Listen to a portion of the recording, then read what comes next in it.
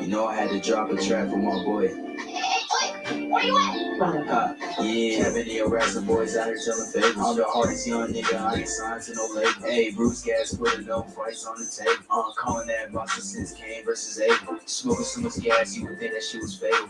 I'm the people's champion like Muhammad Ali. Shut up, Bruce gas, one day we gon' meet. Yeah, we gon' blow it down, we gon' smoke a hella weed. Yeah, we gon' blow it down, take a hit out the token too. Slipping hella shots, feel like Tyson with the peak. Little block on my side, but it hit just like ice cream. Shout match that real shit, that's my fucking dude. We always cooking on the pan. Strapped to my side, I ain't talking about no sand. Bruce passed me a blunt, I'ma light it like a candle. Ayy, non-stop bars, man, I always spit flames.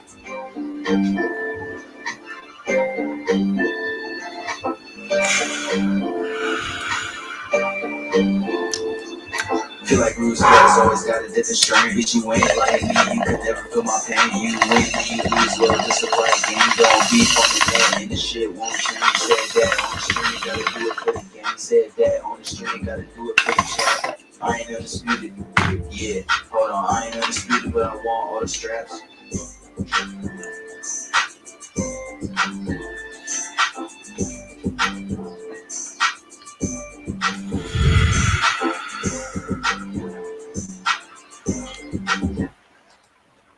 That's my man, 150 there. We always have to get down with 150.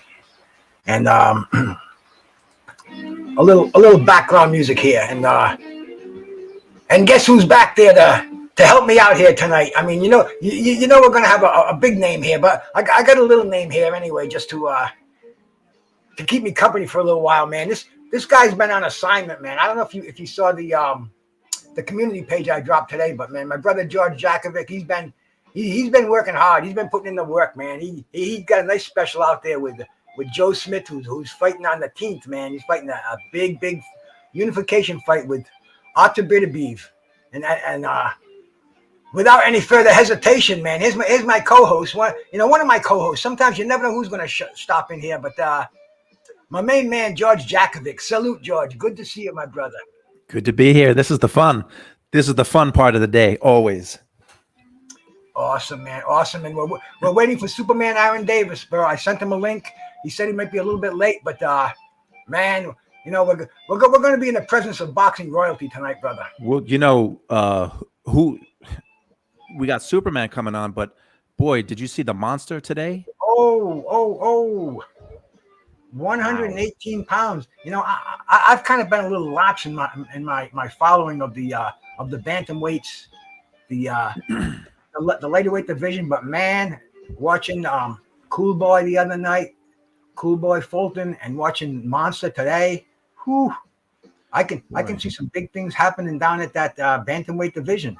Donaire had a great run. I mean, 39 years old though. That's so rare at that weight. I mean, those lighter weight guys to be 39 years old and to be as good as he was for so long, but it came out of nowhere. I mean, it was a pretty even first round. He got dropped in the first, and then Inoue just took him out in that second round. Mm-hmm. Hey, remember you talked about the bantamweights, and growing up, I remember Jolt and Jeff Chandler.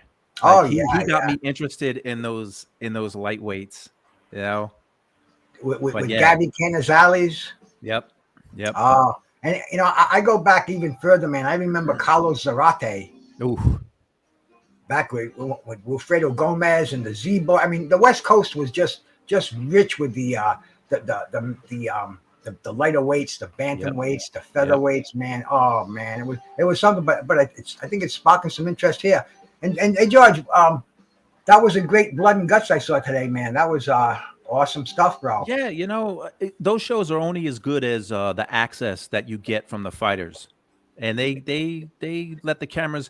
It's easy to show stuff from the gym, but they let the cameras into their homes, and it's a good story, but great. It should be a great fight. Like, I think a lot of people thought Tank and Rolly was going to be a war back and forth, and it wasn't. It was kind of tactical. I don't think this fight is going to be tactical. I think Beterbiev, 17 knockouts, 17 fights, and Joe Smith is a banger. So, you're not going to see them taking too much time to introduce themselves to each other. That's what we want to see. Because lately I think we've had a lot of, and I like to call it, back when I was a salesman, they call it you sell the sizzle, not the steak. And bro, and that's what it seems we've been getting a lot of lately. Anticipation, like that old Heinz ketchup bottle. And I don't know. Well, I wasn't that disappointed in the. I thought Haney was. You picked Haney to win too. We both picked Haney to Yeah. win. I thought he fought a great fight. They're not all going to be exciting. Kambosos, he's getting. I watched a lot of shows, and a lot of people say he just didn't change his game plan. He never changed it. But I don't know. You know, he talked about Haney having no power.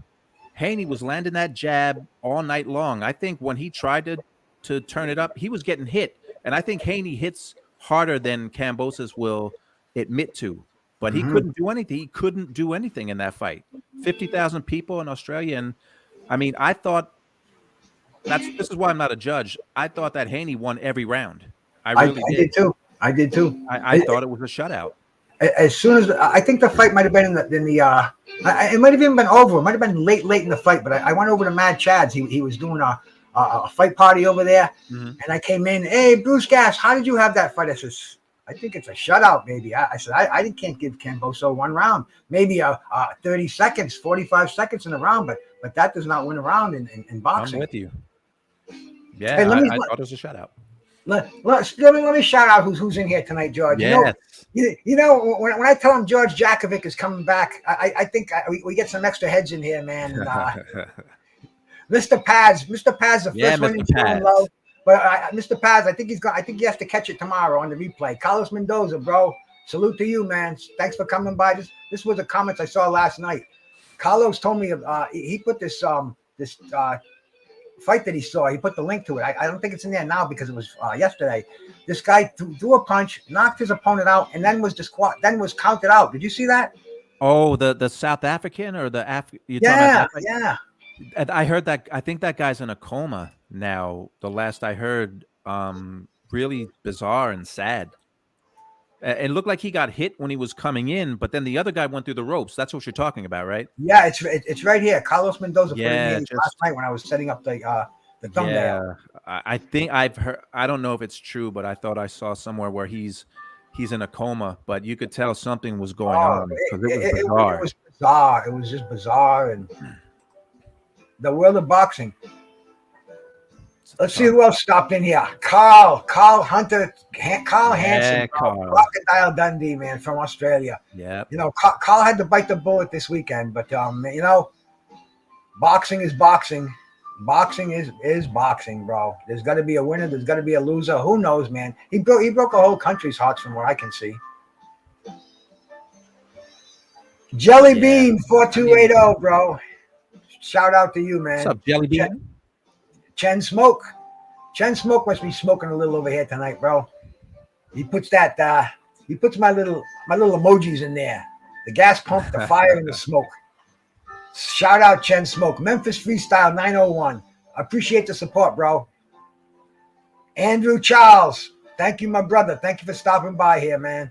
Peter Von Ox, man. Good to see you here, bro. I see you around all the time, my brother. I'm glad you stopped in. You know, see, one thing I don't do, I don't go promote my shows on somebody else's channel. I see all my brothers there. Shout out, man. But I'm like, hey, man, I got Superman Davis coming over. What do you got? But bro, we got Superman Davis coming over here. Now we can promote it. So shout out to my bro Peter Van Ox and William Old School Arnett from Louisiana. Oh yeah. Shout out to my brother William Old School. And D-Ray in the building, man. Thank you, D-Ray, man. Always a pleasure, D-Ray. Picasso, of course, my brother Picasso, Derek Clark. Thank you guys for coming in here, man. You know, we're waiting for Aaron Davis to come wheeling in. He says he's going to be about 10, 15 minutes late. I'm not worried about it, man. You know, this and we're going to see somebody who is definitely made a serious mark on boxing in the late 90s, the 2000s, man. I mean, dude, all through the 90s. He had an amazing career. I mean, I really don't want to start talking about him until he gets in the room. But, I know. Well, you know what I can say without talking too much? I did rewatch the Breeland fight because I had not seen that since I saw it live. And I forgot how bad Davis's eye was. I mean, he could not only was it like closed, but it was cut. So, man, that was some fight. And I was I was rooting for Breeland in that fight. I was a big Breeland fan. I didn't really know who Aaron Davis was. Um, whew, he's a champ. George, you got a question out there. Carl asked you, do you edit for Top Rank? No, I write the shows and produce them, and there's two editors. There's an editor for each guy, an editor for each fighter, and those guys are amazing. You know, you give them some material, and those guys just put it together, and they do some magical stuff. All right, man. Yeah, everybody, man. If you haven't seen the special George worked on, Blood and Guts, man, it's Top Rank, and it's chapter 1. It came out. I don't know if it came out yesterday or today. I watched it this afternoon, and it's a fast half hour, man. I'll tell you. It is Blood and Guts, but it's called Blood, Sweat, and Tears. Blood, Sweat, and Tears. But they don't give any love on ESPN. It was on, I think, Sunday. It was on at 11:30 in the morning, and I think part 2 comes on next Sunday at 12:30 in the morning or something. But Top Rank puts them on their YouTube page, and I think that's where most people go. And then the week of the fight, they'll replay it like, over and over and over. Well, Carl said he watched it, and he said, brilliant. You can't get a much better compliment than that, man. I know, man. Thank you, Carl. Sorry about Kambosos. Hey, just for him saying that, I had Kambosos ahead 8-4, man. I don't know what happened. It's clearly a robbery, man. You know, George is a company man, bro. No, sorry. It was a shout out, Carl. Sorry, man. George, are you anticipating any fights this weekend? I think we have. I know we're gonna have the one that I'm looking forward to is Daniel Dubois against Brian. Yeah, I'm looking forward to that fight. You know what fight that it was postponed was Jamal Charlo's fight. Selecki, yeah. I mean, nothing against that fight, but it wasn't really on my radar. And plus, that night is the Better Be Smith fight. Mm-hmm. So, I think this week is a little slower than it has been for the past 2 months. Yeah. So, but look, we had a fight. We had a fight this morning on a Tuesday, which was pretty weird, cool, but weird. You're not used to watching a fight early in the morning on a Tuesday. Well, I know I got a little advanced word on the on one of the internet magazines where the main event was set to start around 8:30. They said the ring walk is going to be 8:10, and the fight will start no later than 8:30. So, man, that was good news for me because I was going to get up at 5:30 and watch the card, but yeah, I didn't have to suffer through the undercard, and I don't know, maybe it was a decent undercard, but 5:30 watching an undercard from Japan, I don't know, man. I don't. Yeah, I mean, there's some fans out there that they eat up every minute. Not me. I would not have been up at 5:30 to see the undercard. When I turned it on, it was the middle of the first round, and then it was over. I caught just before the fight came on. They were showing a little about Inoki and about Daenerys. They were showing some of their past fights, and like you said, it was so fast. I had people delivering furniture to my house. 150 Dream Team, shout out to you, brother. Oh, wait, you got the new furniture. Oh, Punching Bag Skunk. You know who that is, man? I That's don't. Craig Towns, former boxer, bro, from East Providence, Rhode Island. All right. Shout out to you, my brother. That's what the show's about. But wait, yeah. You got the new furniture. Yeah. Well, it's a funny story. I'm sitting on the love seat right now, but when the guys moved it in, they kind of nicked it up a little bit. Only somebody like my wife would actually pick it out, but she did, and they called back and to see how it was and this and that. So I said, well, I think they might have scratched it a little bit, and they also didn't bring a wire down that we were going to work the recliner. So they said, well, listen, we're going to come down and we're going to replace the furniture tomorrow morning, okay? And I wasn't going to say no. Right. I said absolutely. I mean, you paid for it. You should have it, to your satisfaction. Have it your way, like Burger King. Oh, that's old school. I love it. But that was that's why I was up so early. And I'm these guys are delivering furniture, and I got the fight on the big screen, and they're saying, oh, what was this fight on last weekend? I said, no, this is on right now, live from Japan. And I said, you guys want to put that couch down and sit down and watch it? And they thought for a second. They said, no, we get a truck full of furniture. We got to run. And before they could even say that, boom, It was over. Yeah. Dramatic knockout. I mean, one of those like, wow, what a brutal ending. And to see Donaire get hit like that, where I mean I thought he was going to take this fight to the decision. I kind of like the old timers, bro. Yeah, but age eventually catches up to everyone at some point, and maybe it wasn't even age. Maybe Inoue just is getting better and better at this point. He's only 29 years old. He went 12 rounds with him the first time, and maybe he's just getting better and better each fight. Possibility, but the thing is, man, I think his age caught up with him this morning. I think that 39 years old too. knocked on the back of his head and said, bro, your shelf life has expired in this game. Yeah. It's a sad reality. What a run he had, though. He's a Hall of Famer. Nonito Donaire is an easy first ballot Hall of Famer. He has been a Hall of Famer for a while now. I want to say something quick before I forget. Do it. For my buddy, Punch out there, bro. Punching Bag Skunk. Throw your link in here because he just put out a couple of dynamite videos. And anybody hasn't seen them, he's got Tim Witherspoon. He's got Jerry Cooney, Larry Holmes, Roberto Duran. They're all at an Iran Barkley, some kind of a dinner. I think it was in New York. I don't know, but man, I wish I did because I would have went there. And man, it just sent shivers up my spine to see these guys hugging each other, talking old war stories. Punching Bag.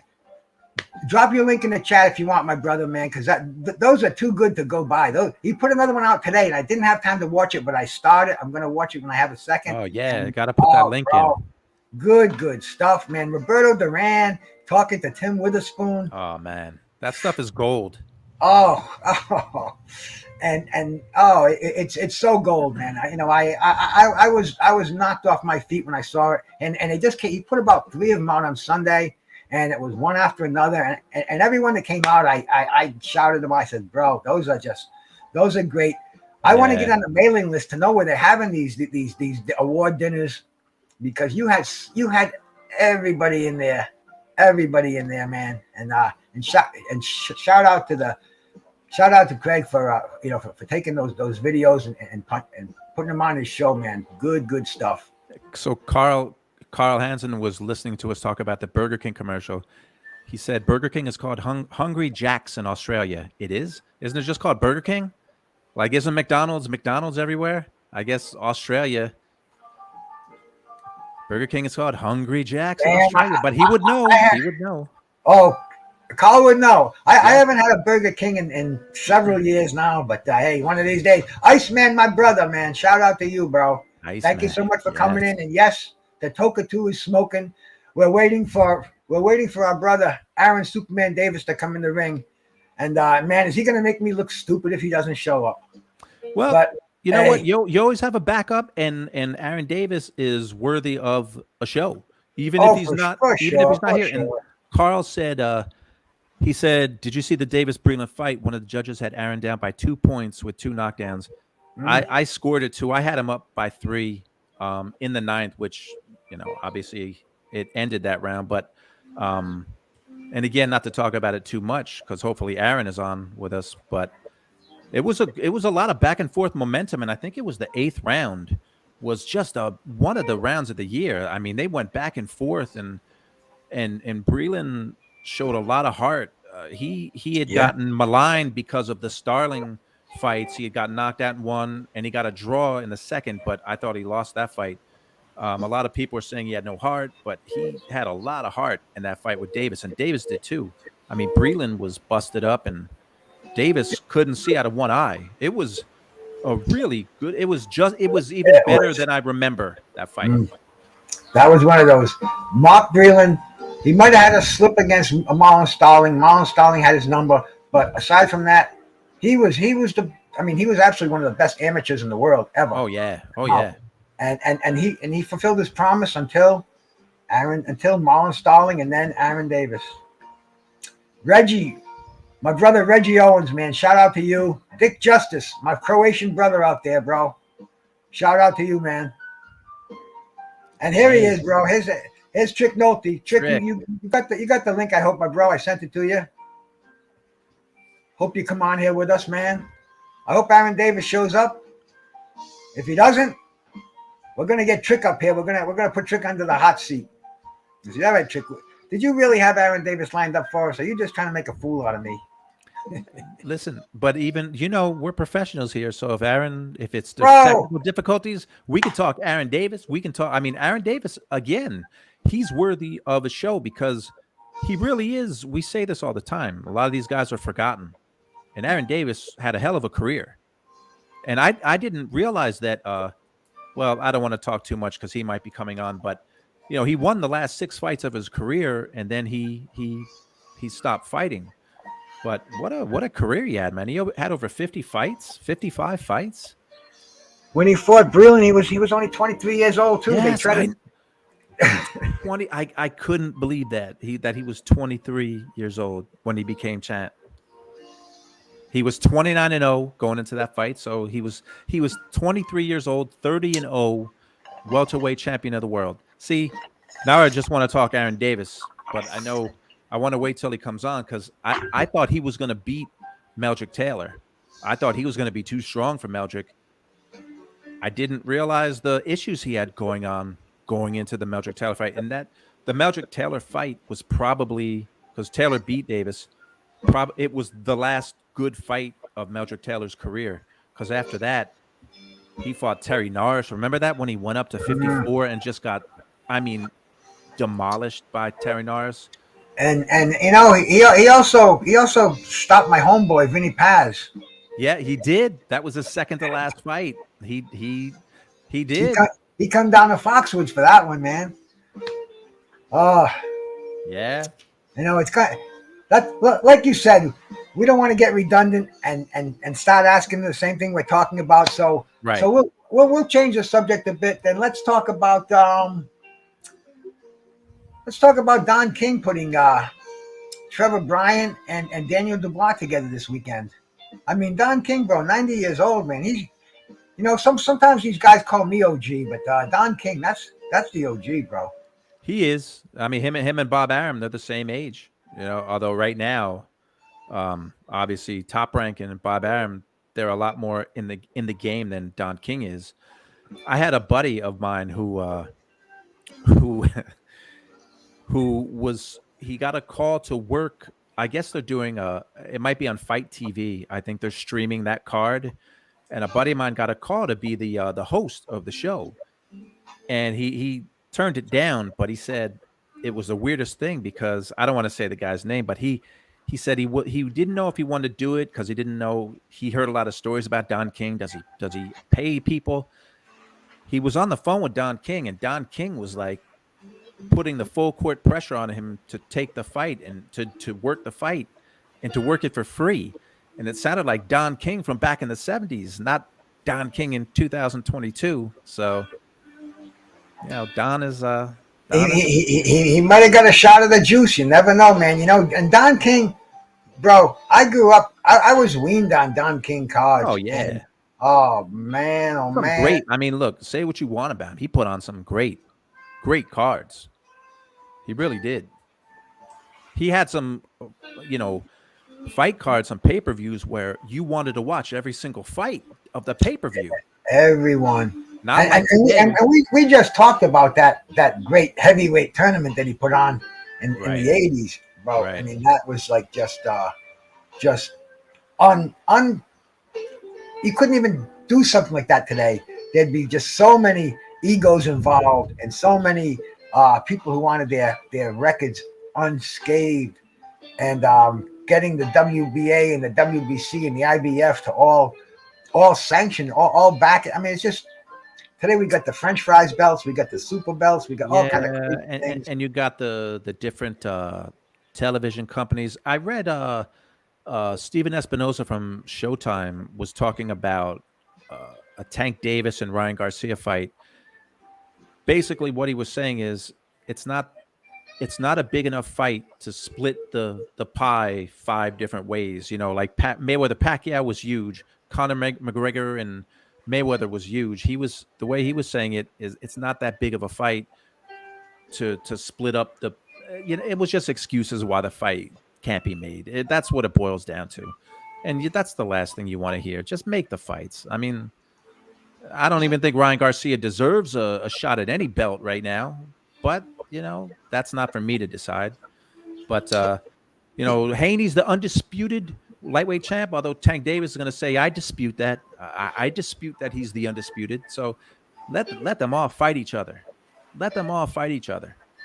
Well, the thing with that regular belt. Now, correct me if I'm wrong, but isn't the regular belt the man who beat the man who beat the man in the WBA, and then they crown that super belt with on TFO? I think you're right, but God, I don't pay it. I just don't. I can't pay attention to that stuff anymore. I used to, like you and I. We both used to know when it was only 2 belts. Like you knew the lineage with the heavyweights going all the way back to Ali. But now with 4 belts, now with the super champions and the mega champions and I don't keep up with all those details. I just regular champion, super champion. It all becomes nonsense. I Tank hear Davis that, is one of the best fighters at lightweight. Devin Haney's one of the best fighters at lightweight. Hopefully, at some point, they fight each other. I don't want to see a rematch with Kambosos. They have a contract.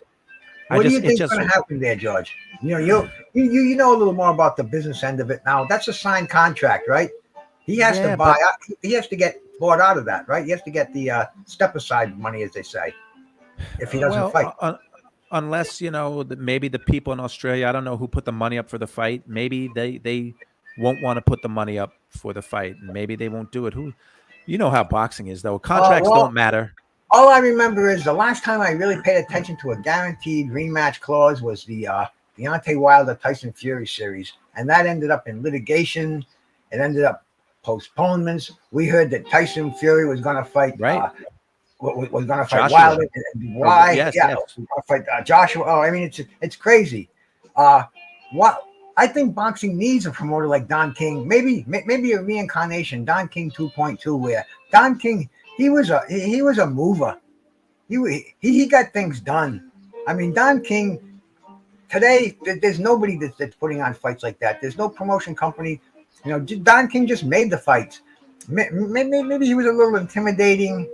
And maybe the fighters stayed in line, as he used to say. But man, as a fan, there was nothing better than Don King's cards, bro. Yeah, I bet you Tim Witherspoon might not want another Don King around. But I hear what you're saying. You want someone that can make the fights, not rip off the fighters, but make the fights no matter who they're signed with.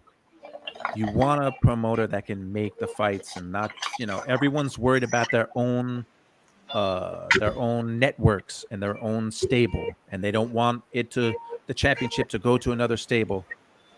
If you have faith in your fighter, and that's why I hate the business. And I think, like, I try to think like a fan first, but you know how it is. You're around the business. It's hard. Which fights are not going to get made. Where a fan from another sport would say, why aren't the best? Like a football fan would say, how come the best fighters aren't fighting each other? That's boxing. And why do you think we stay with boxing? Because we just love the bang, bang, bang. I mean, because that's all it is. There's really nothing that anybody can admire about boxing now except the sheer brutality of it, the beauty of it. But there is the stories too, because you get to know what the fighters like, a little bit about them as people, and you can root fighters. People root for fighters because of their styles and knockouts, and also sometimes they root for them because of their personalities. Some fighters just they're loved. Like Ali at the end of his career, they loved him. It didn't matter what he did. He was loved for a time. Sugar Ray Leonard was loved, not so much at the end when he kept retiring and coming back, but um, I don't know, man. When you love boxing, you just love boxing. You can't really explain it sometimes. It is what it is. Andre, salute, brother. Thank you for stopping in the room. The boxing historian, thanks for coming in, my brother. Jeff Lucietta, man. Reaching the Jab Jamboree. Thank you guys for stopping in here, man. We're waiting on the Superman Aaron Davis. Actually, there was no Aaron Davis. I just kind of said this to get a room full of people, get a bunch of views, and Nice. show off my new digs over here, my new couch. No, but man, you know where? And you're getting a new you have a new couch, and you're getting another new one tomorrow. A new couch and a new love seat, and they're going to replace them both tomorrow because of their inaptitudeness. And hey, I'm not going to say no when they said we're going to bring brand new ones in there tomorrow. Tell us what time. I said whatever time you want.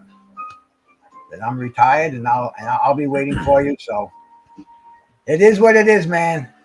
But I'll tell you though, George, the boxing is really going to put an indentation on these couches fast. What we've been having lately, I'm up till all hours of the night. This morning, I'm starting at 7 o'clock in the morning, bro.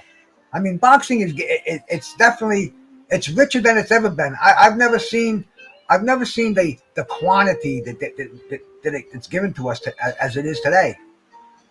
I mean, some Saturdays we start at noontime and we don't get to bed till 1 o'clock in the morning. And if it's not, I haven't looked at the schedule.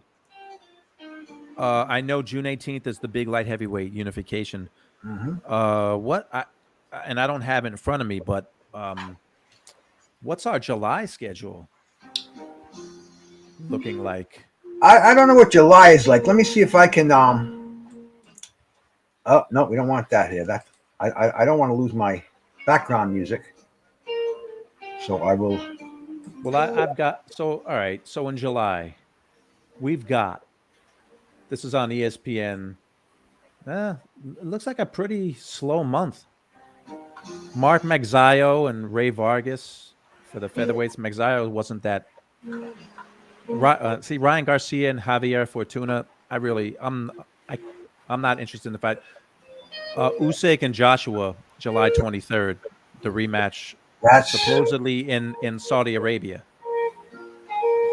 So that's the biggest fight of the month, and Danny Garcia is coming back against Jose Benavidez on July 30th. So not too much in July, but you got Usyk and Joshua. That's I never say make or break because fighters never retire. But if Joshua loses to Usyk again, it's almost the best that they can give us right now, man. In the heavyweight division. See, we have to weed out the old guard, as they say, because these guys aren't fighting anybody new. They're passing the football to each other. I mean, I want to see some of the young guys make some noise. I want to see Baby Anderson, Big Baby Anderson come on and get some decent opposition. Hey man, he's being groomed for this, So yeah, I'd love for him to get a shot and. Wilder said he's going to fight on, which I've got no problems with that. Wilder makes exciting fights. Anybody who can knock somebody out any time of the fight, that's an exciting fight. That's why I used to love Ernie Shavers. That's why Tank Davis. That's why I watched Tank Davis. You can't blink. And we saw Monster Inouye today. I mean, that was don't get up and get yourself a cup of coffee. Right. So this is why knockout punches there. To me, that's the boxes that I'm drawn to. In the chat, Andre Rodriguez says Usyk versus AJ has everything to be a blast, but apparently Usyk is struggling in training camp psychologically.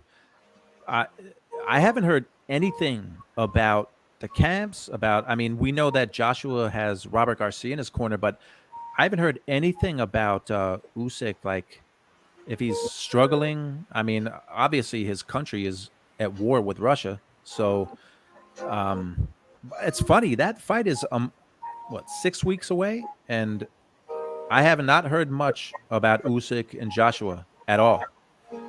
Like, there's been no buzz whatsoever at all for that fight. G5 out in the audience, bro. How come you're not up here with us, G5? Well, what's he doing in the audience? I don't know, man. I don't know. I think he's trolling out there. But maybe he's keeping the chat room safe. Happy my brother. Shout out to you, man. Thanks for coming by, bro. We're waiting on the Superman to come in here, bro. And if not, well, I got the what's Superman's nemesis name?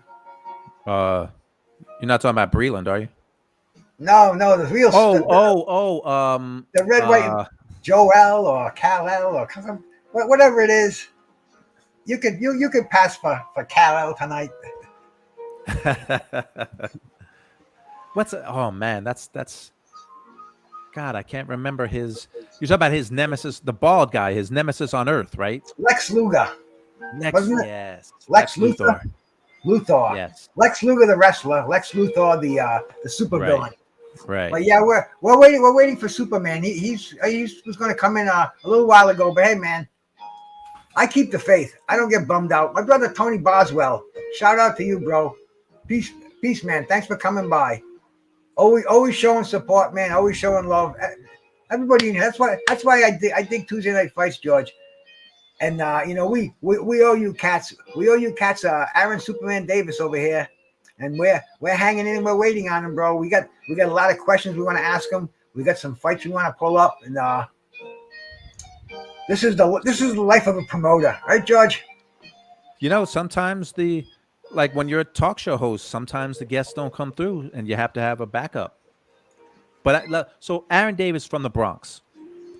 Oh, and, yeah. Some others. I was writing down names. Iran Barkley, Alex Ramos. I know you remember Alex Ramos, the middleweight from the 80s, and Davey Moore. Those are all Bronx fighters, more recent Bronx fighters. There he is. It's Aaron Superman Davis. Oh, Aaron Davis, you look just like Trick Nolte. So what's up, champ? What's going on, man? Y'all doing? Good, man. We're doing good, my brother. What's happening with you? Oh, not too much, man. Waiting on Superman. He's always going out to his car. So I guess he's gonna do it in his car or whatever. So I was waiting on him to that's something I was sending the information too by clicking the link. If you see it, it's gonna be on the Bruce Goes. So I was waiting on him. How you doing, George? Good, man. It's good to be here on a Tuesday night talking some boxing. Especially with Aaron Davis. Yeah. Have Superman come in. The Superman. I met him, man. Oh, man. Good dude, man. I felt like a kid in the candy store when I went to his gym. He's still in New York, right? Yeah. Trick, you had an incredible weekend last weekend, bro. Last week. Why? You sent me some pictures. I mean, bro, I thought you were at the Hall of Fame introduction city in Canastota, New York. Why don't you tell us about some of the fighters you bumped into and you banged flesh with the last week? Well, first I went to Aaron Davis's gym. I told him I was coming up there, so I ran and went there and met him. I met Lou Del Val. I met his father, Tumblr. I met Ugas. And I met Zab Judah. Oh, Zab. Yeah, I met Zab, man.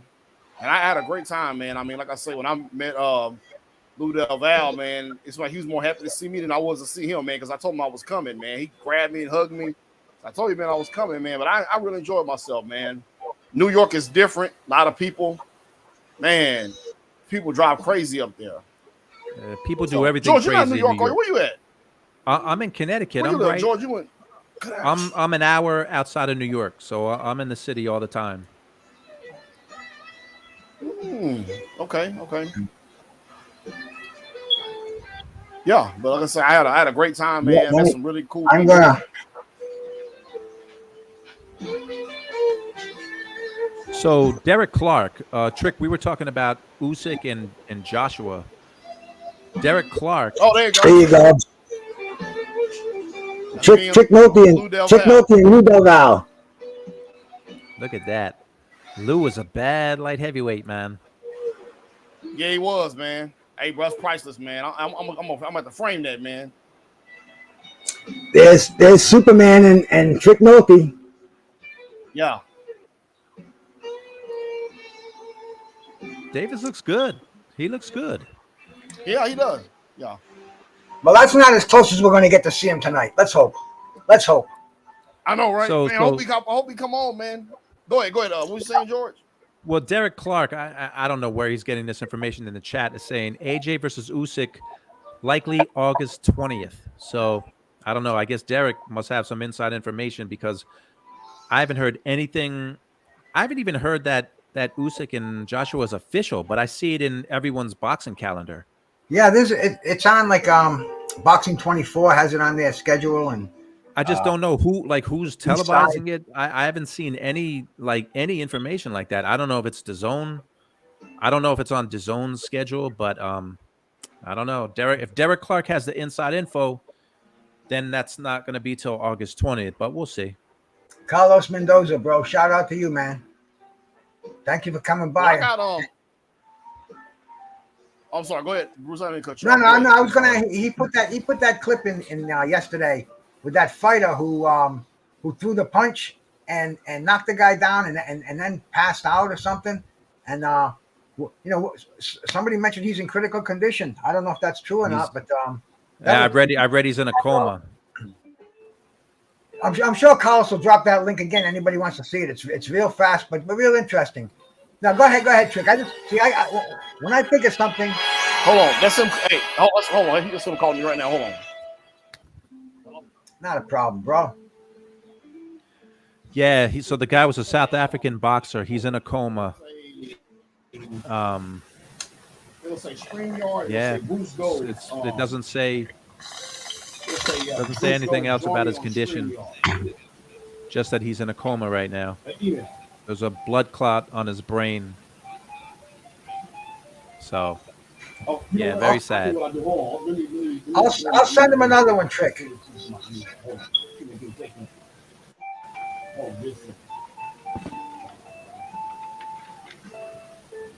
I feel the anticipation. I feel the anticipation close, myself. So close to Superman. I know sometimes it's all man. I just sent another one. To be on the safe side. Okay, ladies and gentlemen. We should be blessed with some boxing royalty soon. Sliding counter, bro. Shout out to you, bro. Thanks for coming by, my man. Yeah, click the link. Yeah, just click the link. It'll say join me on StreamYard, and when you click it, it'll Yeah, technical stuff, man.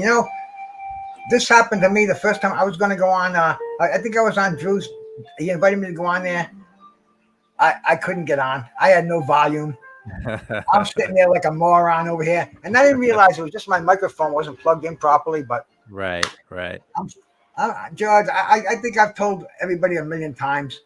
I'm from the days where we went into an elevator and there was a guy there with a general's uniform on. He used to press buttons for us. That's how technically savvy I grew up. Hey, and you've adapted, man. We aspired to that job too. Now. Hey, somebody just snuck in the back door. Let me see if something's happening here. Hey, how you doing? How you guys doing? Hey, champ, how are you, my brother? Superman. I'm fine. Superman's in the building. Oh yeah. Yeah, how's everything with you guys? Hey man, it's a pleasure to have you stop on my show, champ, man. I followed you throughout your career, man. Great career. And you want to tell people who you are out there if anybody doesn't know, if anybody's been living under a rock for the last 40 years? I'm Aaron Davis. Ex-boxer, Aaron, world champion, Aaron Superman Davis from Bronx, New York. Bronx, New York. Man, Aaron, we were talking about some other fighters, like some recent fighters from the Bronx, Iran Barkley and Davey Moore and Alex Ramos. Did you know? Yeah. I'm sure you know Barkley. Did you know those guys? Oh, yeah, I knew Barkley real good. I was just with Barkley the other day. Barkley's a good friend of mine. Yeah, I see Barkley quite often. Aaron, Craig Towns is in the chat a little bit. He said he saw you at the dinner for Iran Barkley this weekend, man. Jerry. Oh Tony, yeah, I was there. Larry Yeah, I Holmes. was there. Yeah. Larry Holmes, there was a lot of people there. It was a good dinner. It was nice. It was a nice gathering. Awesome stuff. Hey, we were talking about your biggest fight, the one that everybody knows about, man. When you went in there and you knocked out the once defeated Mark Breeland, bro. You want to talk about that fight a little bit? Because man, I'll tell you, that was you became front page news after that. And I was just cleaning out my house yesterday. I found a magazine. I opened it up. Look, look at the spread on there, bro. Well, that's nice. Yeah, it's nice. Yeah, that was a fight. You know, it was a fight. Aaron, you were only 23 years old, too, my brother. Yeah, I was 23 back then. Yeah. But you know, it was a fight. It was a fight where he was from New York, I was from New York, and everybody would say like, "Oh, Breeland to do this to you," and they'd tell Breeland, "Oh, Aaron to do this to you." It was a fight that should have very much been in New York City. Yes. Well, it was in Reno, Nevada. It would have been a great fight to be inside the Garden.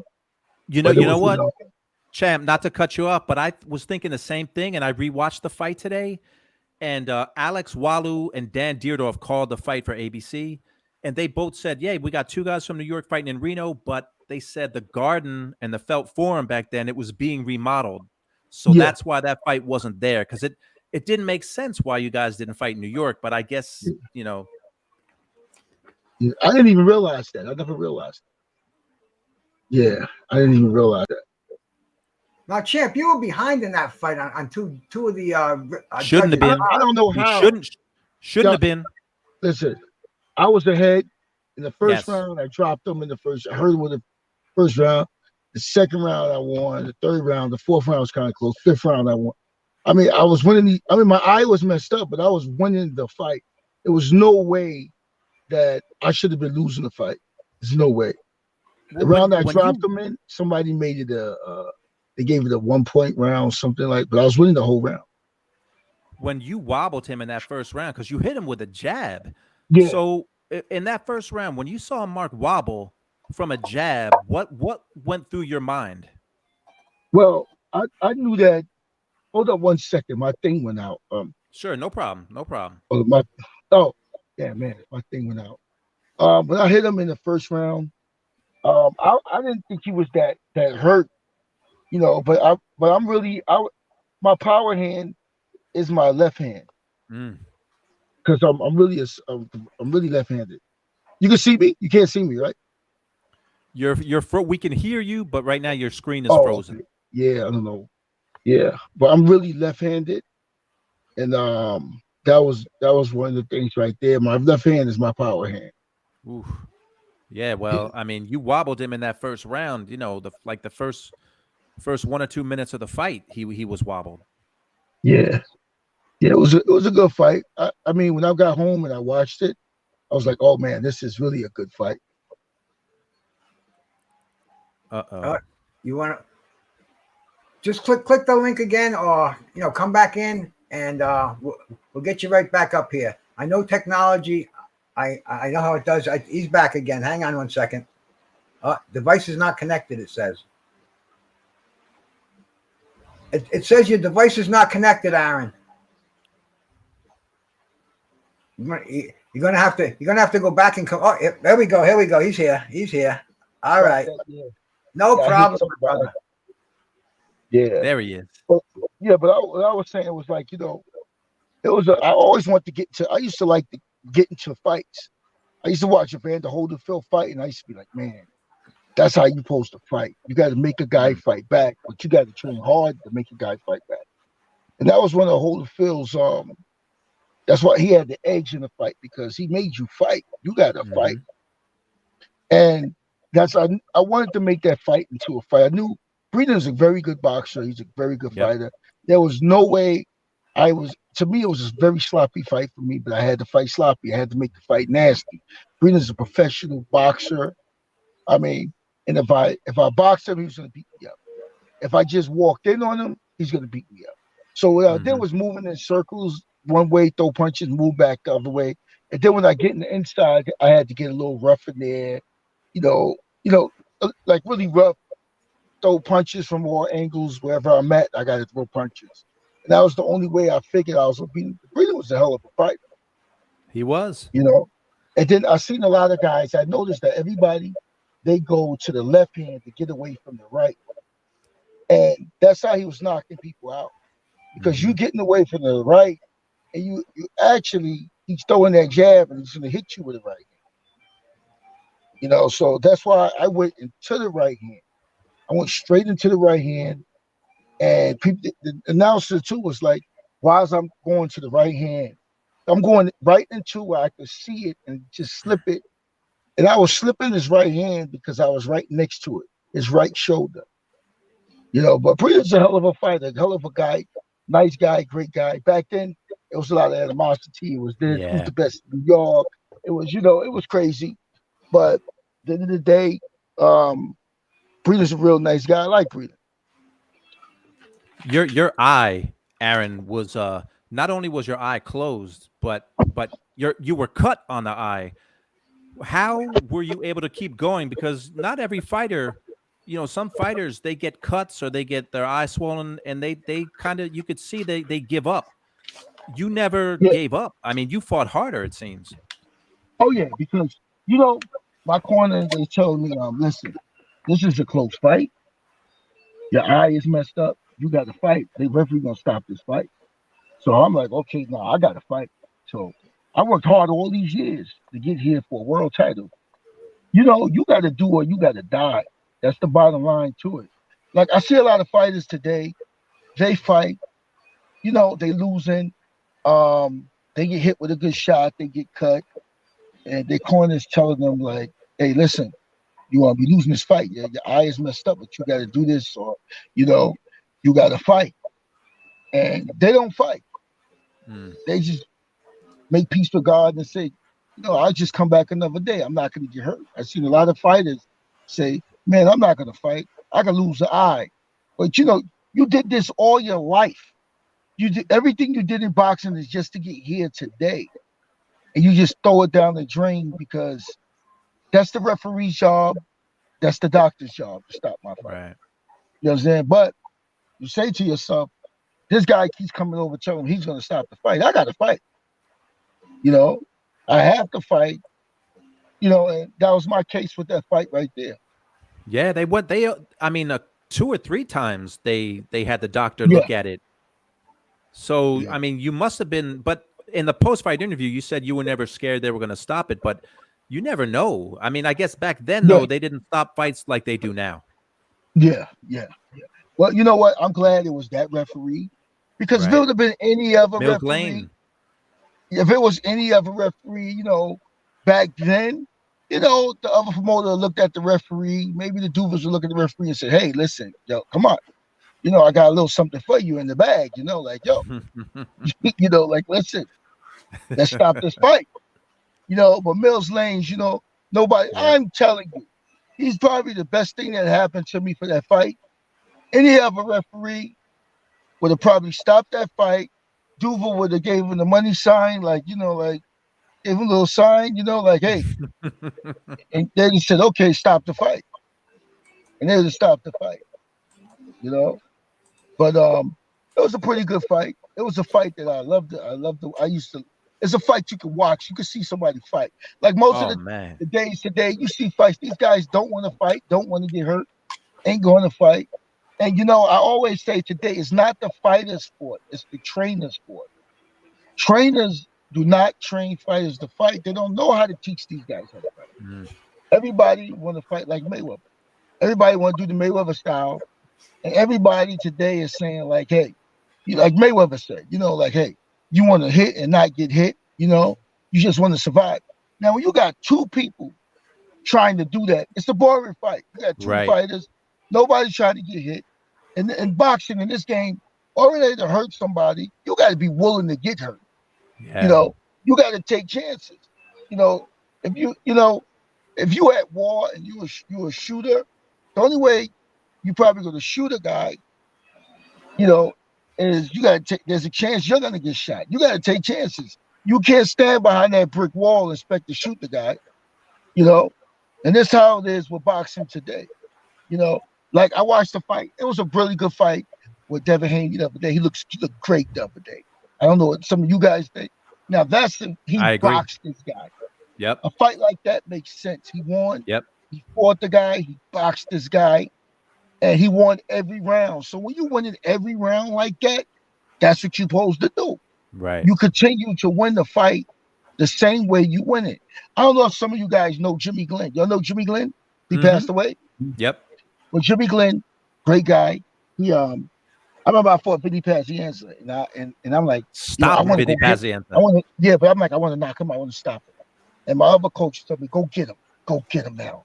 And Jimmy Glenn's like, no, son, no, just keep doing what you're doing. It's going to come. You hear me? And I'm like, nah, I'm going to get this guy. I can take him out. He says, no, keep the jab going, keep doing what you're doing, and you're going to win this fight. You're going to stop him. Trust me. And I did, and I stopped him. Usually I'll go get him. Who knows? I probably could have got hit with something or, or something like that. It was, it was a safe fight for me. I mean, it was safe with me doing what I was doing. You understand?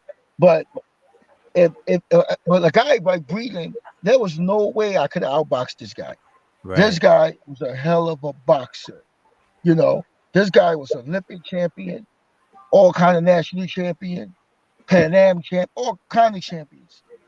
And these guys here, they boxed them. You can't box a guy like them. Right. Or they just rushed in.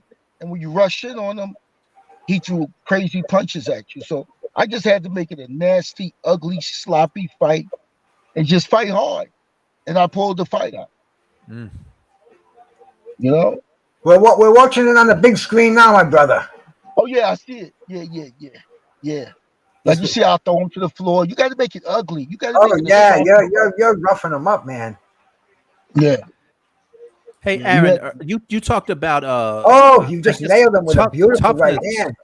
Toughness in fighters. Are there any fighters today that you look at and you say, like, these guys or women, they could have fought in my day? Are there fighters today that could have fought with you in your era?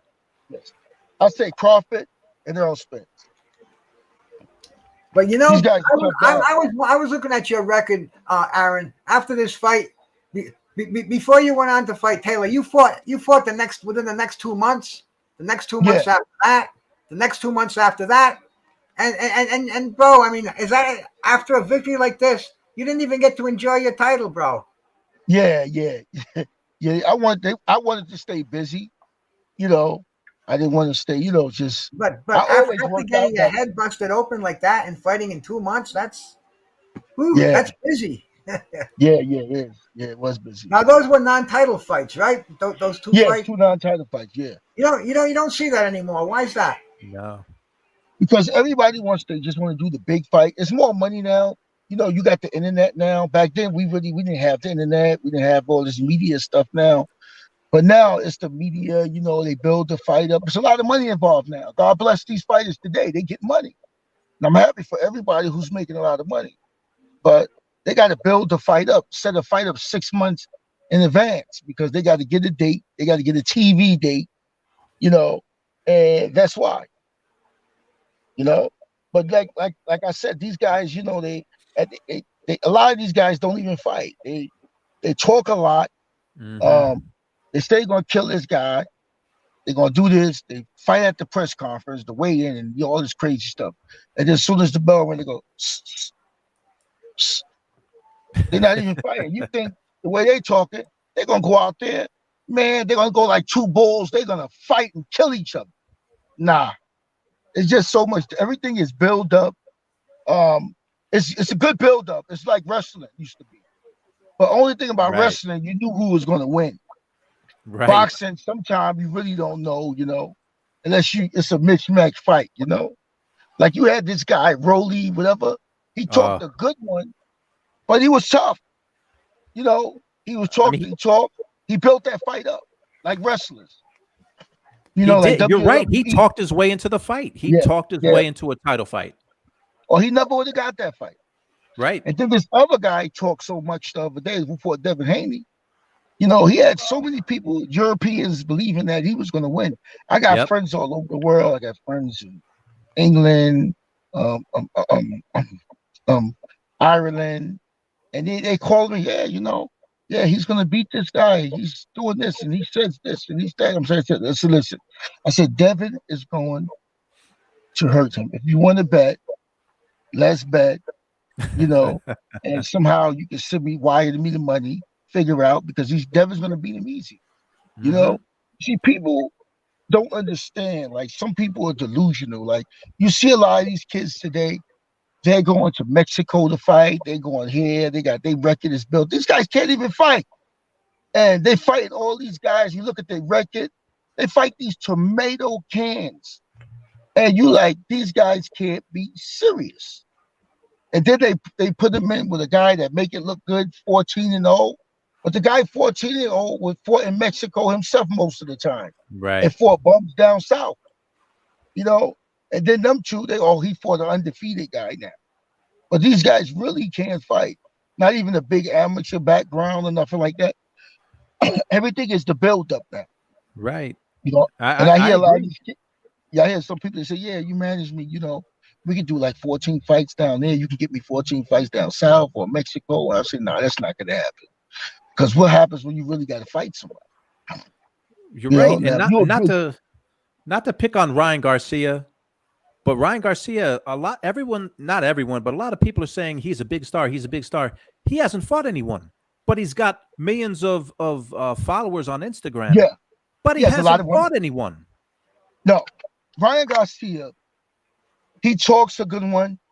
Like before him and De La Hoya, I seen something where he wanted to fight Tank or something. They say, I don't know how true it is. He wanted to fight Tank, and then when De La Hoya made the fight, he said De La Hoya wanted to get him beat and this and that. You know, he says he's gonna fight this guy, do this guy, and then he got to go into the psych. He said he's not feeling good, and you know, this guy, he doesn't want to fight anybody. He's doing a great job putting himself out there. And you want, as a fighter or anything you're doing with business, you want to keep yourself out there. You want to keep yourself relevant. And that's what he's doing. Yeah. Man. So we're watching this fight. So I watched this fight again today, the Breeland fight. And there were a few rounds, Aaron, and you could talk about it, but even the second round, the announcer was saying, you know, Aaron Davis looks tired. There were certain points in the fight where it looked like you were tired. I don't know if you were baiting Breeland to get him to come in, but were you tired at certain rounds in this fight? You know, to be honest with you, I wasn't tired. I was dead tired. Really? My body, I think I overtrained. I was running out. I was out in Reno, Nevada, and I was doing so much running in that hot sun, which I never did nothing like that. You got Breeland. I'm sorry, champ. You just knocked him down. I had to cut in there. You nailed him with a beautiful right hand before that. Damn good shot. Yeah. Man. Yeah. So you were overtrained for this one. Yeah, I think I was. Yeah, I just because even the second round you look tired. You're like, there's no reason why I should have got tired like that the second round. Right. But when I sat down, I kept breathing, taking deep breaths, and getting myself together. You know, but you know, I pulled it out. That was the most important thing, you know. What didn't Billy Giles did he manage or train Camacho around this time, or was that before he was with you? Oh, it was before me. It was like it was probably like about 4 or 5 years before me. Okay. Camacho, he used to manage and train Camacho.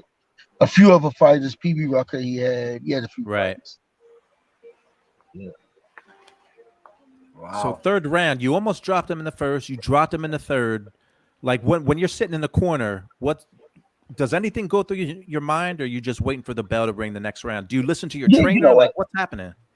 When I knocked him out, I thought he was going to get back up. I didn't think he was going to stay down, you know. But then when I seen him out, then I said, "Oh yeah, damn, well he's out." You know, I was just getting ready for him just to get back up so we can fight. So, but after you dropped him in that third round, like when you know between rounds 3 and 4, you almost dropped him in the first, you dropped him in the third. You had to be feeling pretty good about yourself going into the fourth round. Yeah, yeah. It wasn't that I was feeling pretty good. My whole thing was like I didn't want to get robbed because I have seen a lot of fights out in Reno and places where people got robbed, and I said, "Damn, I don't want to get robbed. I just want to knock him out, or I want to beat him. Like I, they can't take the fight away from me." To be honest with you, I didn't think I was going to knock them out, but I said I'm going to fight them, um, so they can't rob me. Oh, That's what I your was doing. your eye is a Wow. mess right now, bro. Yeah, Oh, yeah, the referee Wow. yeah, said that and said, "Let the fight go on." yeah. Who was Your that, Mills Tom? Lane, your Mill Lane could have stopped that fight. Like I said, if it was any other referee, Duvers would have gave the Oh, money sign. Boy, ever since you hit Breeland in that first round with that jab, his legs never seemed like they were Yeah, he 100% never. after Yeah, that. yeah, yep. He never got right for that fight. And you know, your eye was bad, but Breeland also, I think you Yeah, he broke was his beat up nose. He too. had blood. Yeah, blood Yeah, coming from his mouth. yeah, yeah. But I see his face was messed up. His nose was twisted. Yeah, yeah, his face was distorted after this fight. But there Do were you yeah. so many great fighters in this era, bro. I just like I said, this magazine that I found. Let me just ask you some of these fighters, if you can say just a quick thing about like somebody like Marlon Starling. Mustang was a great fighter, but it all depends on what Stalin shows up. Right. He had his spurts, and like the end of my career, I had a spurt like that too. What Aaron Davis shows up. You know, I've been Mhm. doing it so long since I was a kid. I fought. I know you'll see. I had long layoffs, so I was like, I didn't want to be one of the fighters who just wanted to fight for money, or I said I'll never do that. But I just fought when I wasn't bored, or when I got a little bored or something. But when I got bored with boxing, I just wouldn't fight for a year, 2 years, and there was nothing wrong with me, like hurt, injured, or nothing like that. But Marvin Starling was strong. I always wanted to fight him. He was How just about strong. how about And Simon? How about Simon Brown? How would you describe him like in just a sentence? Simon Brown was a hell of a fighter. He was tough. I didn't fight Simon Brown. I don't think when I fought Simon, I'm an honest person. I don't think he was at the top of his career when I fought him, but I sparred him when I was a kid. He was a little older than me, and I sparred him in Gleason's gym. Mhm. And man, I learned a lot from him. I sparred him, and I sparred Maurice Blocker. Mm-hmm. And I Yeah, did yeah. pretty good with Simon, but Maurice Blocker beat me up with a body. He was tall and lanky. And I might You have been mean about you 17 to remember 18. Simon Blocker and Brown? What a Yeah. fight they put on! Oh yeah. Oh Yeah. man! Oh, Yeah. Yeah. one for But the I knew ages. I knew Simon was gonna beat him. But in the gym, Blocker always got the best of Simon. Really? Yeah, yeah. From what I saw. I think How, Blocker always get the best of they were best friends, man. They were best. yeah, they were Yeah, I know. roommates, weren't they? That's why you hear fighters today. They don't want to fight them because they're stablemates. They're hood buddies, bro. I mean, you fight somebody. That's giving them an opportunity. That's giving yourself an opportunity. That's what Yeah. boxing is all about. I could never understand that. Man, I remember Randy Stevens. He fought Ken Norton. I think Randy was Ken Norton's best man. Or excuse me, Norton was Randy Stevens' best man at his wedding, and then he knocked him out a week later. It was just beautiful. Yeah. Wow. Yeah, that is true.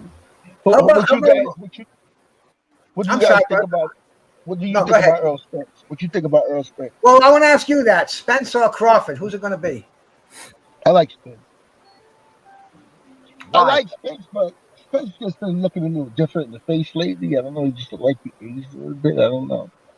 I don't know if the accident has a lot, you just don't know what he can take, Right. but he did good his last fight. He had to lay off that guy. The guy was a Yeah, tough he fighter. I mean, he just broke the guy Ugas. down. Yeah, he Yeah, broke Ugas down. I mean, he stepped it up in that fight. yeah. What do you think about Spence and Crawford? Who you pick? Crawford or Spence? I mean, it's the fight for Oh, me. It's the fight I think everyone wants to see at 147. There's no other fight. You got Boots Ennis and guys like that coming up, but that's really the fight. That's the mega fight at 147. Crawford and Spence. I mean, that's what I want to see. Let me shout out who came into the building while we were talking over here, man. I want to shout out to Quee. Thank you, Quee, for coming in, classing this joint up. I see Sheedwee here, bro. Thanks for coming in, my brother. And I see Remy, man. Thank you, brother Remy. Thank you for coming in here, man. We're talking to the Superman Aaron Davis over here, man, and we're watching one of his greatest fights. This is the one that made the cover of every boxing magazine out there, man. This was like this was the kind of fight we were watching. I think this was on a Sunday afternoon, champ. Yeah, sure was. Who was it? ABC Sunday afternoon. Yep. You know, Breeland was a great, maybe the greatest amateur to come out of the U.S., but you were also a Golden Gloves champion back when it meant something to be a New York Golden Gloves champion. Yeah.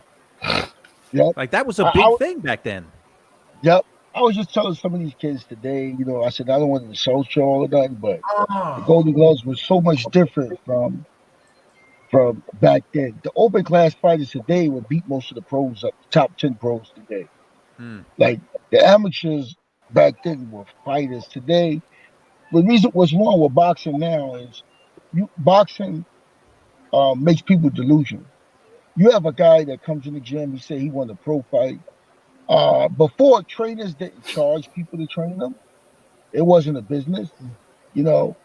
Now everybody wants to be trained. They want to see you doing pad work. They want to be put it on their Facebook, their YouTube, whatever they want to show. So fighters or boxers or these people that's really not fighters, they want to be fighters. They want to get a pro fight. They go into the amateurs. Oh, then I just want to get a pro fight. I got 2 amateur fights, but I want to turn pro.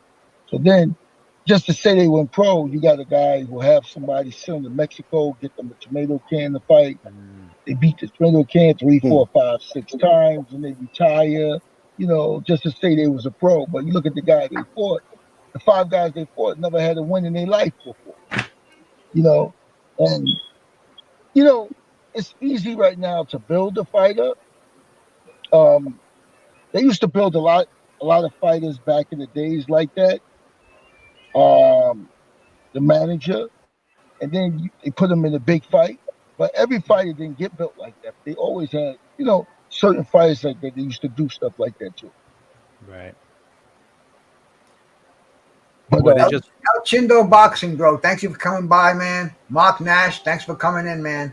And happy birthday to Remy out there. 43 today, man. Shout out. Happy birthday to a good friend, a good supporter of the channel, a true fan of boxing, man. Happy birthday, Remy. And so Aaron, hey, Trick. Oh, I was just going to talk about you, Trick. How you ran into how you guys got together recently. I want you to talk about that. Hey man, it was a blessing, like I said earlier, man, to go and meet Aaron for the first time. And one thing I can say about Aaron, as being, you know, he was talking to us. We were sitting down and he was just, you know, explaining about like what he was saying earlier about how these fighters don't want to fight today. And I went in his gym, and man, I saw killers in there. I mean, I've been in a lot of boxing gyms, and I seen people in there like playing around, but it's like his boxing gym looked like something out of one of them old movies, man. He got all the pictures up, man. And Aaron, you got some killers in your gym, man. I mean, I'm gonna give you props on that. You got some killers in that gym, man. Yeah. And Aaron, where's your gym? Tell us where your gym is. It's in the Bronx, Morris Park Avenue, the gym, Morris Park Boxing Club. Morris Park. Yep. Hey, did Trick get in there with any of your killers, Aaron? Did Trick get in the ring? I tried to get Trick in, but you know, Trick was like, he worked out earlier. He's a little sore, you know. Trick's got some footwork. Look out. Yeah. Go, James. He was like, hey, Superman, give him clearance. Give him Clarence McLean. This G5 game we had talked like last week sometime. I wanted clearance. He was man, you know what Superman told me? Talking about, man, they don't worry about Clarence. Clarence done got knocked out in here twice already. I was like, damn. Hey, that'd have been good. I had about a 6-inch height advantage on Terrence and about 130-pound weight advantage on him. So yeah, I probably could have did a little something. Yeah, Trick, you're a grizzly, bro. I saw your picture, man. I'm saying, look at this guy.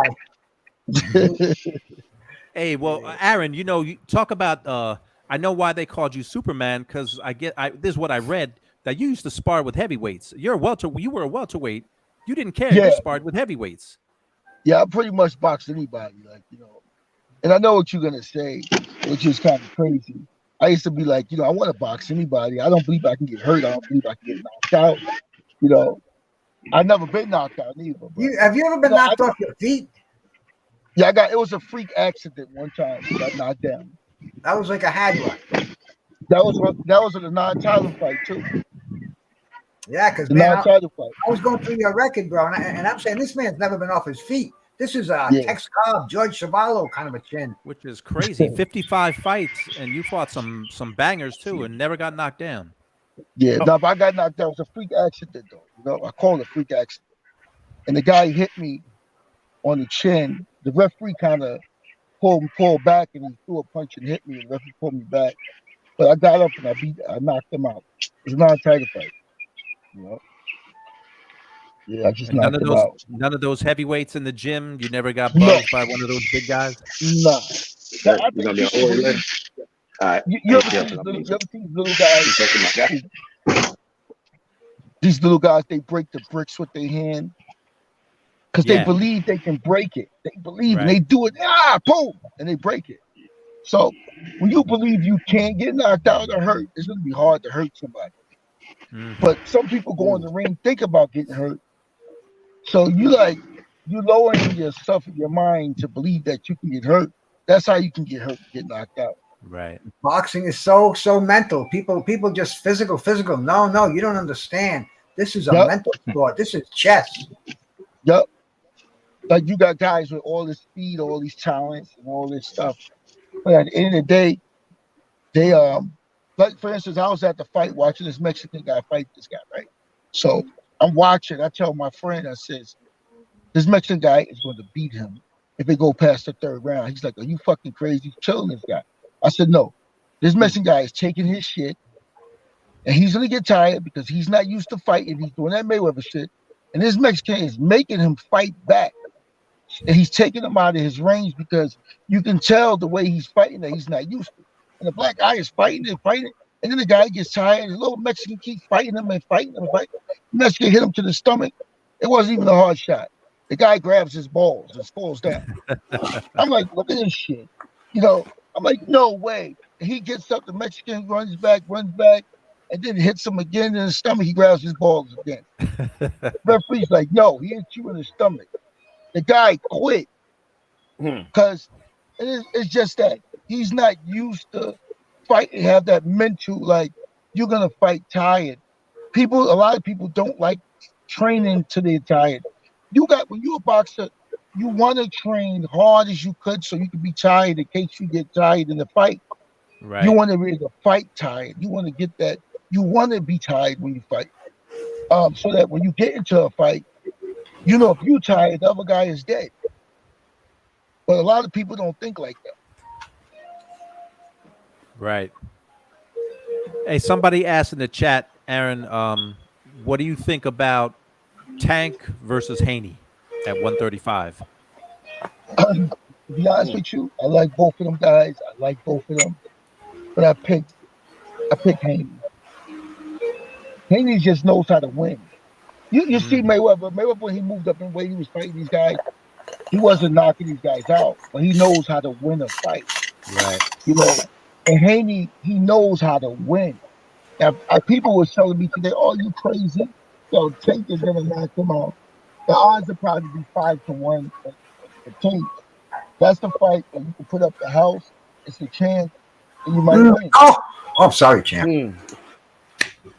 So, Aaron, can you, if you could see the screen, this is the 8th round. Up there, champ. This is the 8th round, and Mark is landing a lot of shots. Man, you have and you're shaking your head. No, you didn't hurt me. Did he hurt you? Oh yeah, he did. But you're one of the few fighters that said yes, you were hurt. Oh man, that was his best right hand. He just landed on you. Wow. Yeah. Man, a lot of people don't understand when you get hurt, you don't feel it unless it's a body shot. Right. you just feel like cloud 9, like your head going, bzzz, you got like a and buzz. he just nailed you with a body shot too. Yeah, I right might to have the felt body, that. yo. I don't remember. Yeah. This 8th round was one of the best fights of the year that year. And now, champ, were you figuring him out, or was that just was that a Hail Mary that you nailed him with, or did you set him up? The funny thing about it, I believe it was the 3rd or 4th round. I dropped him with one. We've been working on that, but they called it a slip because I pushed him after I hit him with it. But they called it a slip. Mills Lane. We've been working on stepping to the side and throwing the right hand, fall to the left and throw the right hand. And we've been working on that, but I hit him a couple times early in the fight. I did drop him. They called it a slip. Yeah. J Blues Radio, salute my brother. Thanks for coming by. We're blessed to have Aaron Superman Davis here, and we're looking at Aaron's greatest moment. Yeah, I believe this is the last round, the 9th round. This is it, yeah, 9th round. Don't blink, man. This is perfection right here. This is what boxing is all about. If we see a welterweight fight that's got this much action, because last round, man, I thought Breeland was going to knock you out, brother. Man, talk about the comeback kid. Damn, this is like seesaw action. Aaron, I saw this fight live. I remember watching this live, and after that 8th round, I'm saying, "Oh, Mark looks like he's about to stop Aaron. He's about to stop him." And no, sir. Oh, it was just unbelievable. It was like Sunday afternoon, man, and it was. I believe this was during the summertime too, wasn't it? This was it was hot. Yeah, baby. July 8th, 1990. All right, man. Oh yeah. It was so hot out in Reno, man. It was too hot. Oh man, I hate it. That's Africa heat. That'll drop you out there, man. I was in Vegas and Reno in August. Yeah. Oof. Yeah, it was just too hot out there. Here we go. Oh, the left hook. Hook. Just to kind of let Breeland. Double up on the hook. Just the momentum shifting back and forth. This is one fight that Breeland did not want to lose because there was so much talk built up. It was a fight that I didn't want to lose. New York, yeah, bro. Great stuff. Honestly, this is when my body just felt so exhausted. Like I felt like I was going to pass out. I'm gonna tell you when, like right about, like this is when I felt like I was going to pass out right here. I know I walked over to the corner right there. I felt like I was. Wow. Oh yeah. And something just told me, yeah. Wow. I felt like I was exhausted. I couldn't do it. My legs were shot. This is when I said, I guess guys go for hard shots. But you kept pressing. You didn't quit. Yeah. Oh, there's that left. Your left hook. Mark is busted up, man. Here it comes. It's coming. I wish you'd have went to the six. Oh!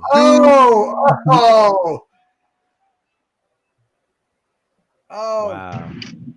It was laying like 2010, 2011. Maybe at 99, 100. Damn. Aaron, I thought he was going to get back up. That's almost 32. On July 8th, it'll be 32 years since you captured the welterweight championship. Does it seem like 32 years have gone by when you watch it? No.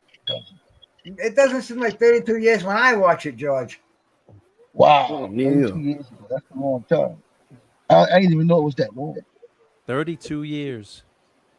Wow. 30 years. That was a hell of a shot, too. Yep. It don't seem like 32 years. Let's see if we can see this punch one more time here.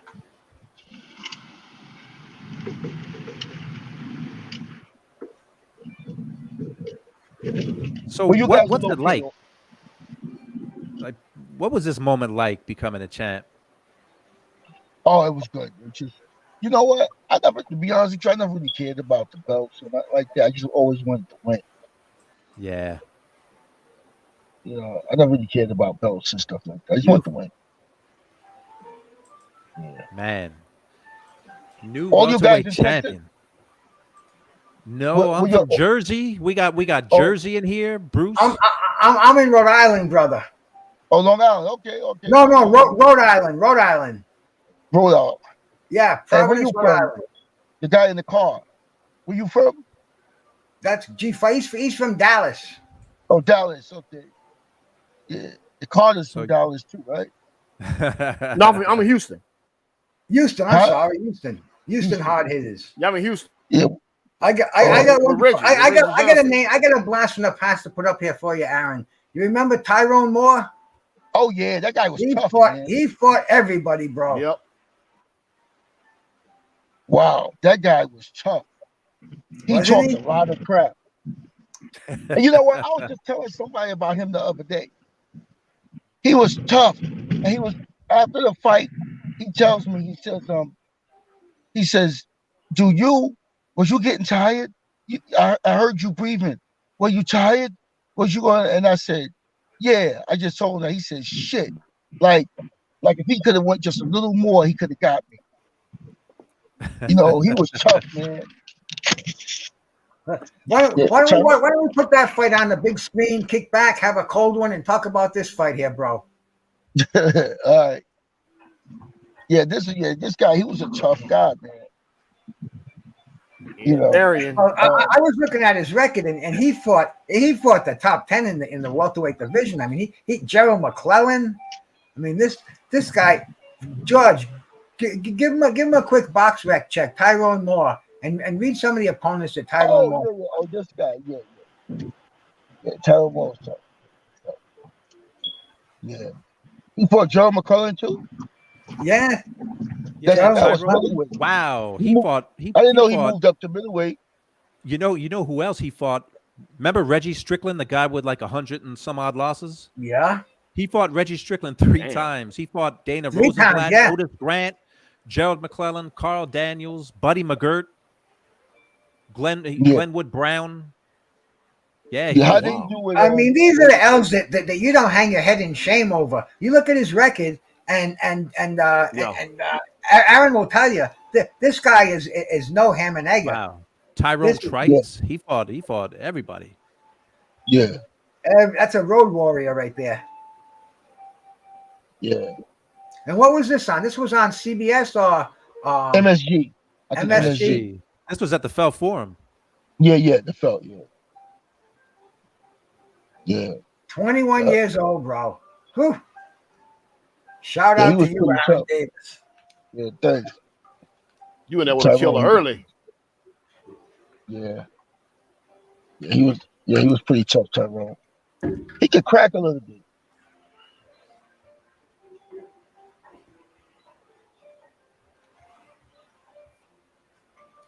All right, man. Here we go.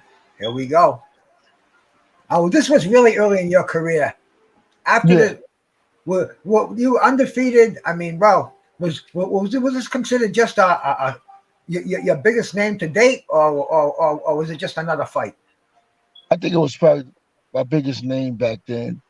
I don't know, because I wanted to fight people. Opponents were pulling out, so I had to fight a replacement, and I was like, listen, and it was like, oh, this kid Tyrone is tough. He can fight, you know. I was like, well, let me fight him, dude. Let's fight. You know, yeah, he was pretty strong though. You see, they don't do guys like back then when we were fighting. We had guys with messed up records, but they could fight. Right. You remember that guy? What's his name? There's a guy. I think he was 135, 140. He had a lot of losses, but he wound up being world champion. And Freddie Pendleton. Yeah, Freddie Pendleton took the fight. Yeah. Yeah, he sure could. Because they just kept putting him with hard fights early in his career. Right. Everybody was hard, but he learned how to fight on the job. You know, you had guys back then who could lose fights and get in the top 10 or be world champ, and they learned on the job. But, Demetrius Bright, thanks for coming in, my brother. Now today they know who they know they fighting the tomato king. There's guys that I train, and they're like, why you can't get me this guy? I said, listen, I got a guy 7 wins, 2 losses. Oh, but he fought a tough guy. And I'm like, this guy's crazy. I can't work with him. I can't work with you because you really don't want to fight. You know, you got 5 fights, 5 bumps, trying to step you up to a guy 5-2, and you're complaining about the guy. Right. You know, but it's just so boxing is just so different. Hey, how's your health nowadays? I mean, you had over 50 fights. How are you doing nowadays? I'm good. I'm good. Oh, I'm real. I don't have any problem. Only problem I got when I retired, I was still doing like 5, 6, 7 miles a day. So on my knees, so I had to get a knee replacement. Okay. Yeah, when I see Carl the other day, I was messing, walked up. I know he was like, damn, why this guy walking like this? Carl, I had a knee replacement. That's on my legs. Like, Aaron, besides Mark Breeland, what's the hardest punch you ever landed? You know, one of those punches where it was good night, count to 100. Besides Breeland, has there been any other guys like that? Oh yeah, I fought this guy in Paris. I hit this guy with an uppercut and I knocked him out. A guy I fought in, I think it was Fernwood Resort. I hit him with an uppercut, knocked him out. Yeah, I hit a couple guys with some shots. But I dropped like about 12 guys with my jab because I'm really left-handed. Now you're teaching that punch to many of your kids? Oh yeah. I have my kids working on jabs all day. Now, what are they in amateur programs now? Are they fighting organized fights, or you just got them in the gym getting them ready? No. Everything is like I got a kid. His name is Jamel. Is a Spanish kid. Jamel. He's a tough kid, man. And he was like close to 300 pounds. His first fight, he fought like 280. The second fight, he fought at 250. His third fight, he fought at 220. His fourth fight, he fought at 201. And his fifth fight, he just fought at 189, 183. But he's coming down. He's a tough kid. He got a lot of heart, and he'll fight. And I think he's going to be a very good fighter coming up. That's what was that the guy you told not to go to the party? I'm on the. Go ahead, Trick. Yeah, Aaron, was that the guy you told not to go to the party? Okay. Yeah. That's him. Oh, okay. Yeah. I'm serious. I'm about it. Yeah, y'all. I'm telling you, Aaron. Yeah, that's the kid who I told don't go to the party. Some guys are world champions. You see them, and he just don't listen. Yeah, he did go to the party with a messed up leg because he sprained his ankle, and he's fighting a very big. Oh, so he went ahead and win. Yeah, he went. Mr. Mechanical, thanks for coming in, my brother. Hey, you guys, don't forget to give us a thumbs up over here, man. We got a former world welterweight champion, one of the guys who fought in an era of shark-infested waters. I just read some of the names of the guys in his division, and there's no soft touches in there. There's no beta males. Nobody took the easy way out. Lloyd Hunnigan. I mean, dude, this Breeland, Starling, Simon Brown, Maurice Blanca, Buddy McGirt, and this man either beat him or held his own with him. And man, shout out. We got Aaron Superman Davis in here, man. Thank you so much for coming on here, champ. No problem. Now this kid right here, he's tying you up. He looks like he's roughing you up on the inside. Go ahead, Gabe. Go ahead. Oh no! I was gonna say I seen some of the. Shout out to Superman. I seen some of the fighters doing some work in there on Clarence when he go live on Instagram or whatever. And he was like, "Hey, G5, guess what? I got somebody for you. You know, Aaron Superman Davis be in this gym." I said, "Where he at?" He said, "He right here." He said, "I'm gonna give him your information. Y'all got to do some work." So that's when Bruce told me like, "Hey, Superman gonna be on here." I was like, "Dude, I just talked to him on Instagram with Clarence like a few days ago." But they was in there getting in some work. He told me. I seen some of the guys in there. Yeah, they got some people in there doing some work. One of the guys, he's like a Hispanic guy. I He seen was it hitting the heavy firsthand. bag. Yeah, I see he was hitting the heavy bag, and I said, "Hey, Clarence, buddy got something over there." I said, "That joker sounding off." He's like, "Yeah, he could punch." I'm like, "Yeah." I said, "You got in there with him?" He said, "Hell no." So I was like, "Yeah, And they got some work." I got a question. Hey, Aaron, who's the little short Puerto Rican kid with the braids? The Puerto Rican kid with braids short? Yeah, he's real short. He got man, he nice. Yeah. You talk about Carlos, Yeah, he nice. He say, I think his dad was in there with him, and he say he gets up and runs miles every day. He gonna be nice, man. Oh, what talking about Jason. Okay, yeah. Jason. I think it's him. He's good. A little short. Yep. Yeah, Jason, you got some killers in that gym, man. Yeah. My bad, G5. I didn't mean to cut you off, man. I'm sorry. Oh no, you was good. You was good. That's why it was just ironic when he told me like, "Hey, Superman gonna be up." I was like, Bruce, like, "Hey, you do make sure you do your homework, cause I will." I'm like, "Hey, you know me. You don't have to tell me twice. I'm a student. I already knew who he was, so it's not like, it was foreign language to me or nothing like that." Well, I love talking with the boxers that I grew up watching, and I'm 67 and I still haven't grown up yet. But these are the cats where I would sit here with my boys. We'd have a case of Heineken. We'd have a bag of gold, and we'd be watching these guys, and it would be like we'd talk about it for the whole week. CBS Sports Spectacular every weekend. We were treated to guys like Aaron Davis and Mark Breeland, and it was on a weekly basis. So it's like these guys came into my living room. I got to know these guys, and now I'm talking to my brother over here, man. He's looking sharp. He's speaking articulate, man. Aaron, man, this is. I'm on cloud 9 here, brother. I'm sorry, bro. You're supporting that cloud, my man. When I first seen you on the podcast, I said, "Oh shit, Sammy the Bull." No.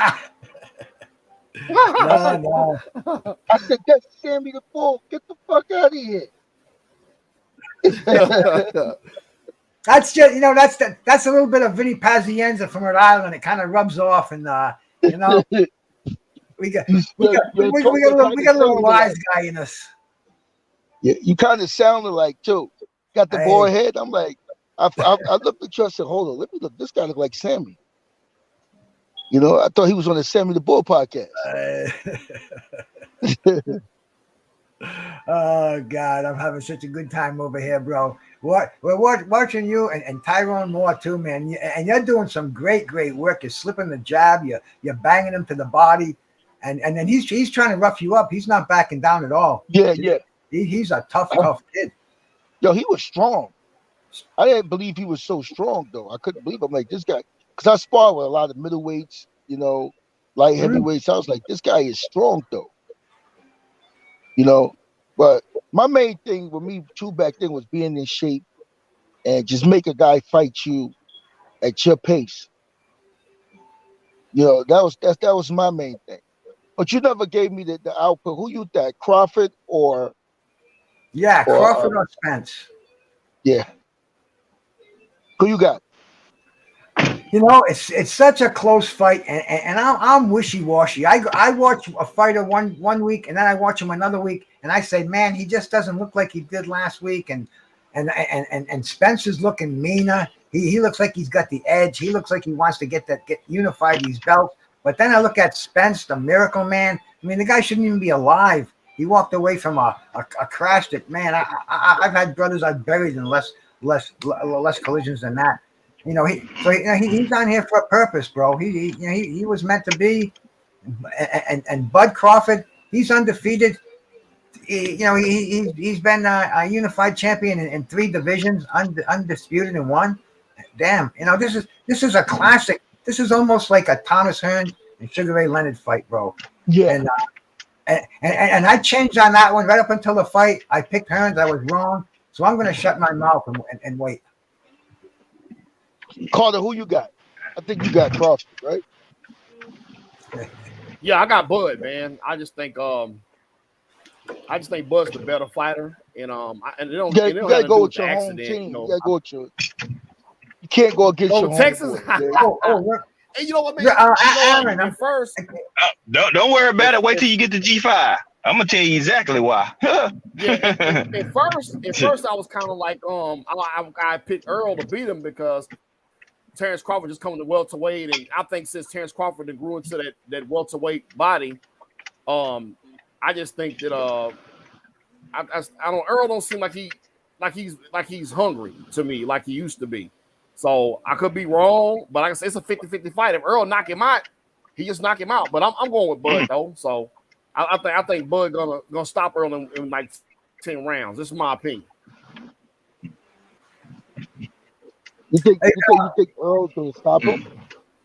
Aaron, we got Remy has a question for you. I mean, I'm Bud. Bud. I'm sorry. Okay. No, He said Bud. Remy wants to ask Aaron. Yes. Can you give him any quick advice for his cousin fighting in the Golden Gloves within a week? What weight is he fighting? What weight's he fighting, Remy?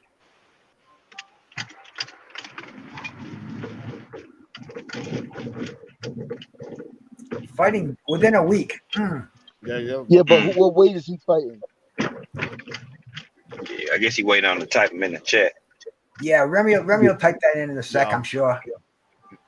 I got Spence. You know, I'm rocking my guy. It's not just because he's from Dallas. It's just, you know, I just feel like Earl is to me, he's the better fighter. A lot of people like, oh, well, Bud can box better. But that's because he moves and do different things like that. You know what I'm saying? But Earl, his movements are subtle with boxing. You know, you don't see him getting too much, outboxed too much, and he can fight on the inside. And after what he'd been through, it's like, you know, you'd have been head over concrete. You'd had an eye retina tear and come back and you still washing people. I'm just going to be honest. I was at the Ugas fight. I seen that with my own eyes, you know, so just like I was at the Danny Garcia fight, you know, I know what I'm looking at. Bud, he can fight, but Bud is kind of a little chinny, you know what I'm saying? And, you know, Bud don't really like to get in that phone booth. And it's going to become a phone booth fight. It's going to happen. And Earl dominates with a jab. We've seen what a jab can do for people, man. You know, so it's a 50-50 fight, but I got Earl, you know what I'm saying? Whether it be by decision or stoppage. I'm looking, you know, for a decision because Bud got a dog too. He got a lot of dog in him, but Bud dog is uneducated. Or it's not uneducated. Is a lot more disciplined than Earl. Because if you hit Earl with a good shot, he not trying to jump right in and get it right back. He gonna get it over time. Bud pops in, you hit him good, he want to get it right back. And the basis of with the opposition that he has faced, they can't react or make him pay for it. This time you're running against somebody that's gonna make you pay when you want to get that lick back, and that's why I feel like Earl is gonna win, because you're gonna jump in there and you're gonna realize like, damn, this shit is tough. But then again, you know, Bud can impose this will too. So it's gonna be a damn good fight. Damn good fight. I ain't tripping on whoever wins. I'm a fan of both. I'm a fan of both. Simple fact, because no matter who wins, boxing wins, and that's what I'm about. So boxing, you know what I'm saying? Boxing wins with this. You know, so I'm cool with either. Remy says $175. He's a light heavyweight. Oh, 175. Okay. Yeah, that's pretty good. No, you know, I just want to make sure he wasn't fighting one of my guys. I got 4 people in my gym. He's scouting. If he's going to fight one of the guys in my gym, I was going to tell him the best advice is to stay home. He's an informer. He's a rat. He's an informer. He was coming in to get information. Look out, man. This is the guy. This is the guy Mosos was talking about. Look at that. There's Iran Barkley. Look at that young man at ringside there. Damn. Yeah. Barkley, how did Iran look this weekend, champ? He looked good. Iran. He looks great. And Remedy, just tell your cousin, you know, do his work. You know, if you got any tapes on the guy that he saw fight, to study the tapes, see what the guy is doing wrong, and capitalize off of that. Like go over some footage what the guy did. Look what he's doing wrong, and work on. Just capitalize on that. See what you can do. See what he can do. You know, but make sure he's in shape and just be ready to fight. Hello, Hey, Aaron. yeah. Hey, tell him the story you told me. We were talking about Iran Barkley. You talking about how you said you sparred with me, hit you or something. What was that you said? Yeah, Iran hit me with it was like a hook uppercut. You know, and we were supposed to just be working. You know, I was smaller, but he hit me because I guess I was hitting him. You know, he hit me with like a hook uppercut, man. He didn't know he hurt me, but he hurt me. But I was fighting that motherfucker. I said, nah, fuck that. We were sparring. You know, Iran was a strong dude, man. He was just really strong. He wasn't a guy. He was just he was a fighter. He wasn't one of them guys that look pretty, do the shuffle, and Iran just want to beat you up. That's it. You know, he's He can coming for fight one too. thing. Yeah, to punch you in your mouth, and he could take it. Like Iran, he could take it. He's gonna give it. He was a fighter. You know, not like I said today. Everybody is being taught by like Teddy Atlas said a while ago. Boxing is the only sport that um, um, you could be a trainer without even having the experience. You know, you just put a towel on your back and call yourself a trainer. You know, and that's why boxing is so messed up. The coaches want to study somebody like Mayweather and they want to teach a guy how to fight like Mayweather. Most of these fighters today, they all want to fight like Mayweather. Nobody has their own identity. Nobody know what they really can do. They don't have their own identity. Got somebody else's identity. You know, and mostly everybody fights alike. What you think about that, Carter? Yeah, it's funny you mention that because, you know, I was talking with Nate Campbell a while back, and Nate said work. And you're right. You know, you see these guys doing this pad work, and it's like designed to look like Floyd for whatever reason. You know, you're right. They don't have their own identity. I agree with you 100% on that. Yeah. And Nate Campbell was tough, man. Ooh, Nate Campbell punched you right in your mouth. Ooh, You know what? You know what would have been a good fight. You know what would have been a good fight, Aaron. You and Roberto Duran. And I'm surprised that fight never got mentioned. No, but he was older than me. He was a little lot older than me, Duran. That's why too. Him and Sugar. I came like 2 generations after them. That long was it, man? You know, time goes by like a blur with me these days. But you know, I can see his style and your style meshing so beautifully together in the ring. Yeah. Hey, I got a good fight. How about Aaron Davis and Robbie Sims? I like that fight right there. Robbie Sims. I think I beat Robbie Sims up. Oh yeah, I'd have beat him up. I'd have beat Robbie. So I'd have beat him up. Yeah, Robbie Sims. Yeah, I'd have got him. You know. Yeah. How about Lloyd Hunnigan? Yeah, Lloyd Hunnigan. Aaron Davis would have took his heart. You know, Lloyd Hunnigan didn't have the biggest heart. Once you punch him in the mouth, he get a scratch on his face. He don't want to fight no more. Yep. He start making peace to God. You know. Mm-hmm. You know, you got fighters like I really respect. I respect the guy like Vinny Pazienza. I respect the guy like Attilio Gotti, Mickey Ward. You know, you got to kill these guys. I respect Sugar Ray. Sugar Ray took beatings and he kept fighting. You got a lot of fighters. I'm not gonna say no names, but all these upcoming fighters, man. They sit on the stool. They like, Coach, I can't see. Oh, Coach, my lip is busted. Oh, that's it. You know, they don't want to fight. These upcoming fighters, you know. But you said that's you? Yeah, that's me. I ain't fighting nobody. Yeah. they get hit. They like, yo, man, I'll come back another day, man. Like, nah, I'm not gonna get hurt.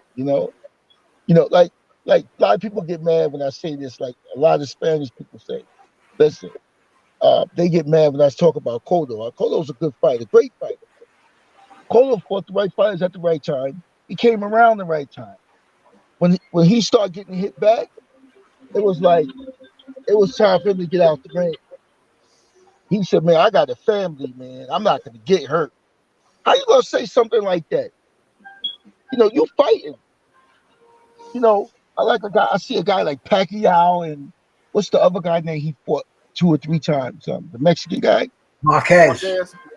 Man, them guys are fighting, man. So they mad at the referee if their eyes fall out, the referee stops the fight. These guys want to fight, man. They got will. They're gone. They're just not around anymore. I think those fighters are. They're back in your day, champ. I don't know. Maybe you can still that in some of your fighters, but bro, yeah, I do. Like I got the Spanish. I'll tell you about other kids. Right away, you have to put this in them to let them know that what gives a guy the privilege. Like most fighters today, the black and Hispanic fighters, they want to hit and run, hit and move out the way. And I'm like, yo, why are you moving? This guy's coming after you. Oh, but I can get hurt. I said, so what gives this guy the privilege to stay there, come after you when you run? You got to be a man. This is why the judge is going to give them the fight because you're too busy trying to smack them up and get out the way. You got to fight back, man. Don't let this guy fight you. Fight him back. Oh, I can get hurt. I can get hit. Well, he can get hit too. He don't care about that. And this is the wrong with boxing today. Some people be like, oh, man, that guy's going to get you hurt. Stand there fighting the guy. I'm not saying stand there and fight.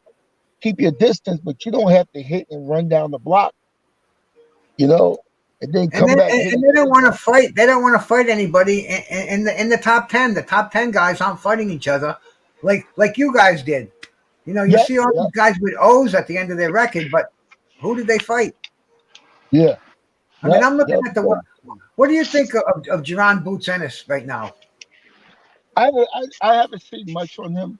I've seen a couple of his fights, but I don't think he's ready for like an Earl Spencer Crawford. Man. I don't think so. Well, he's in his late 20s.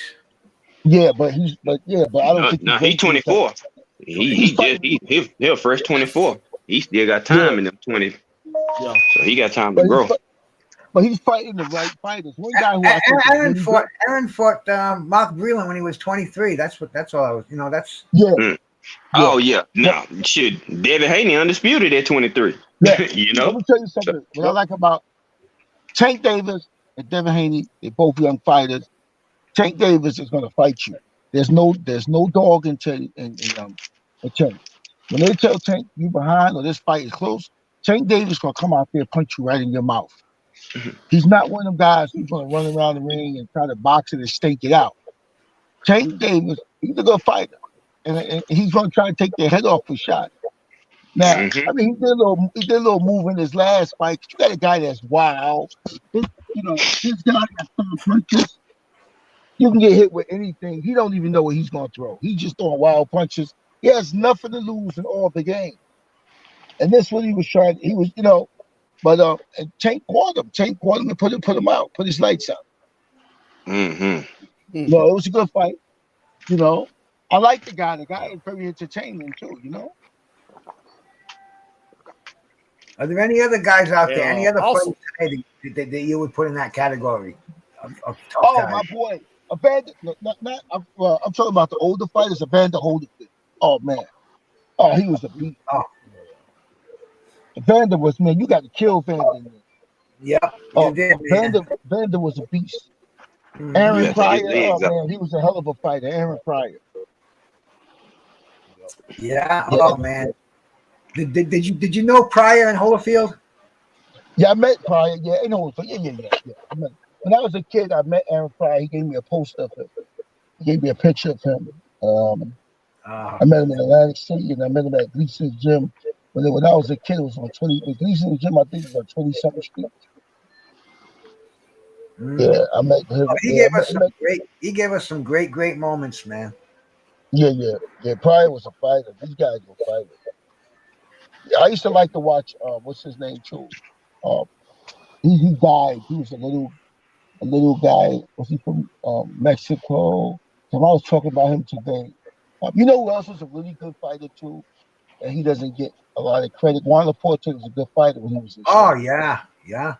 Well, Juan Laporte, he was going to fight Sanchez before Sanchez got. Salvador Sanchez. I was going to say, oh, hell of a fighter. Oh, you got to be in shape for Salvador. Oh, Salvador. Now there you go. You just put him down. You just put him down over here, bro. Yeah. Salvador Sanchez was a hell of. Those guys were fighters, man. They had pride, man. They had pride.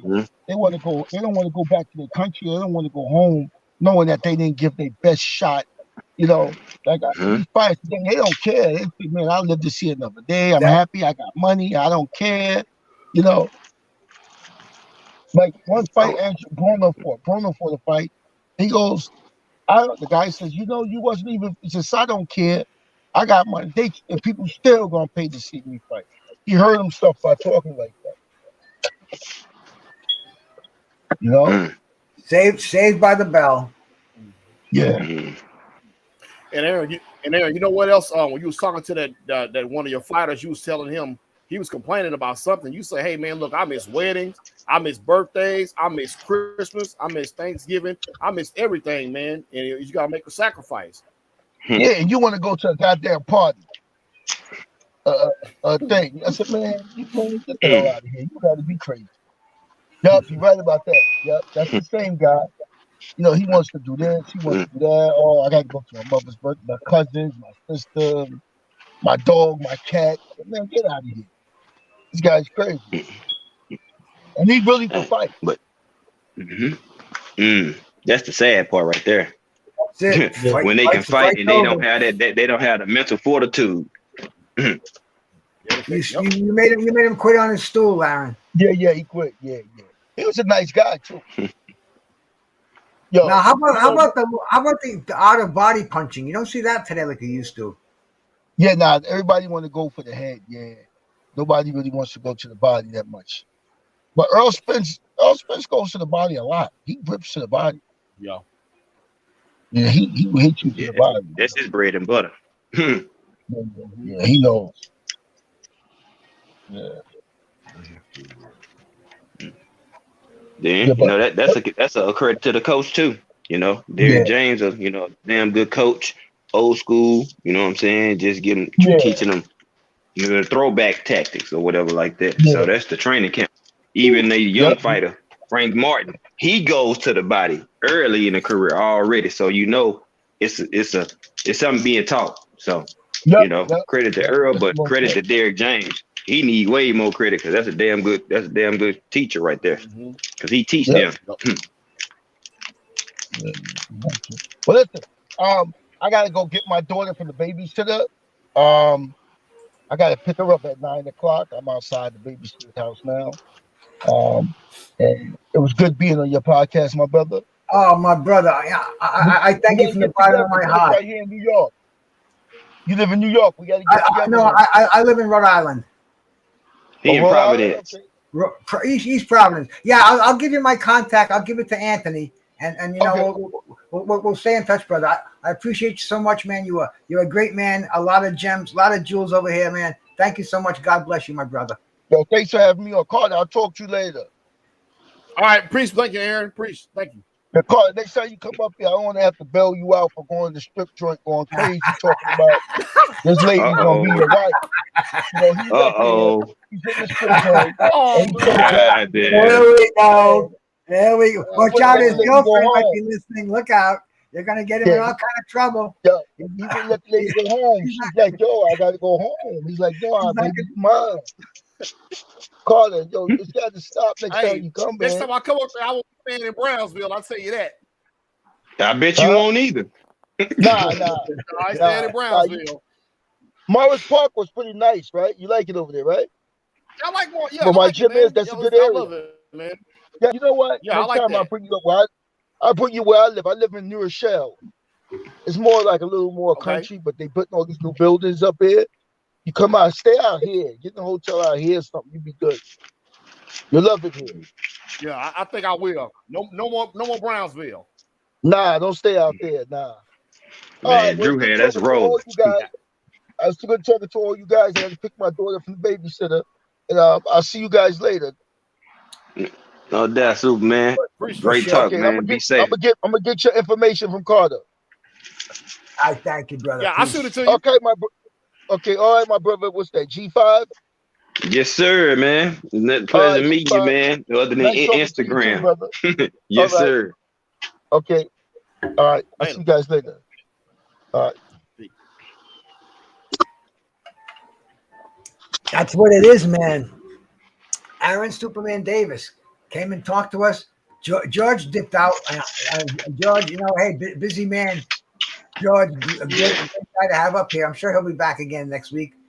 Man, it was a trick. Thank you so much, my brother, for introducing us to Trying to go to bed. Aaron Davis, man. Yeah, man, I gotta be working 7 o'clock, man. Oh, I'm on fumes, I already know. Yeah, Trick better take his butt to bed. All right, man. Hey, listen, I'm not going to hold you guys any longer, bro. Thank you both so much for coming in here. Next Tuesday, we're going to be doing something. I've been going on about every other night now, just to chop it up, man. Say what's on my mind. People listen to me. I like popping, bro. Yeah, bro. You gotta stay in the algorithms, man. Like Yeah, people enjoying the conversation. Bruce, I told you, man. You're a rock star, bro. Everybody love Brucey, man. I've been trying to tell you, bro. He called me Sammy the Bull. That was a new one, bro. Yeah, I heard. I was on mute. I was laughing. Say Sammy the Bull. The Bull. I bust that laugh, and I said, "Wow." Yeah. G5, check your inbox out. I'm witness protection program under the name Bruce Gas. All right. I got you. Well, listen, cats, I'm going to fly over here. Trick Nolte, I'll talk to you again soon. G5, I'm sure I'll see you tomorrow morning, man. Man, you know it. You got to get it. Love, man. Peace and love, man. God bless both of you. God bless everybody out there, man. Anybody that I missed, man. OG, I saw you in there, bro. OG Eric in Seattle, St. Louis. Time to toke up, huh? Sure. Time to toke up, Brucey. Oh, I've been toking up all show, bro. I've been toking up all show. I just got this new couch, so I got to kind of position myself better. You got to break it in, man. You got to break it in, brother. You know what? Find you a TV show, a series or something with like 4 seasons. Just sit on that joint and just bake yourself out and just watch it. I did that. I did that last week. I watched what the fuck was it? The Karate Kid, Cobra Kai. Oh yeah, that's my series there, man. I watched the whole thing, man. All 4 series from 1, 2, 3, 4 in about 2 days. I just streamed them all and binge watched. Good stuff, man. That's good stuff. That's my series, man. Yeah, I got tired of the boxing for a night. I said, I'm sick of it. I think they were talking about I don't even remember who it was, but it was the same 2 going back and forth about the same fight. I've already had it up to here. We'll only have a break, and I binge watched Cobra Kai. A good time, man. Anyway, bro, I'm not going to keep you any longer. Thank you guys so much for stopping here. Everybody out there, man. Peace to you. We definitely will do it again soon, man. Peace. All right, y'all. Yes, sir.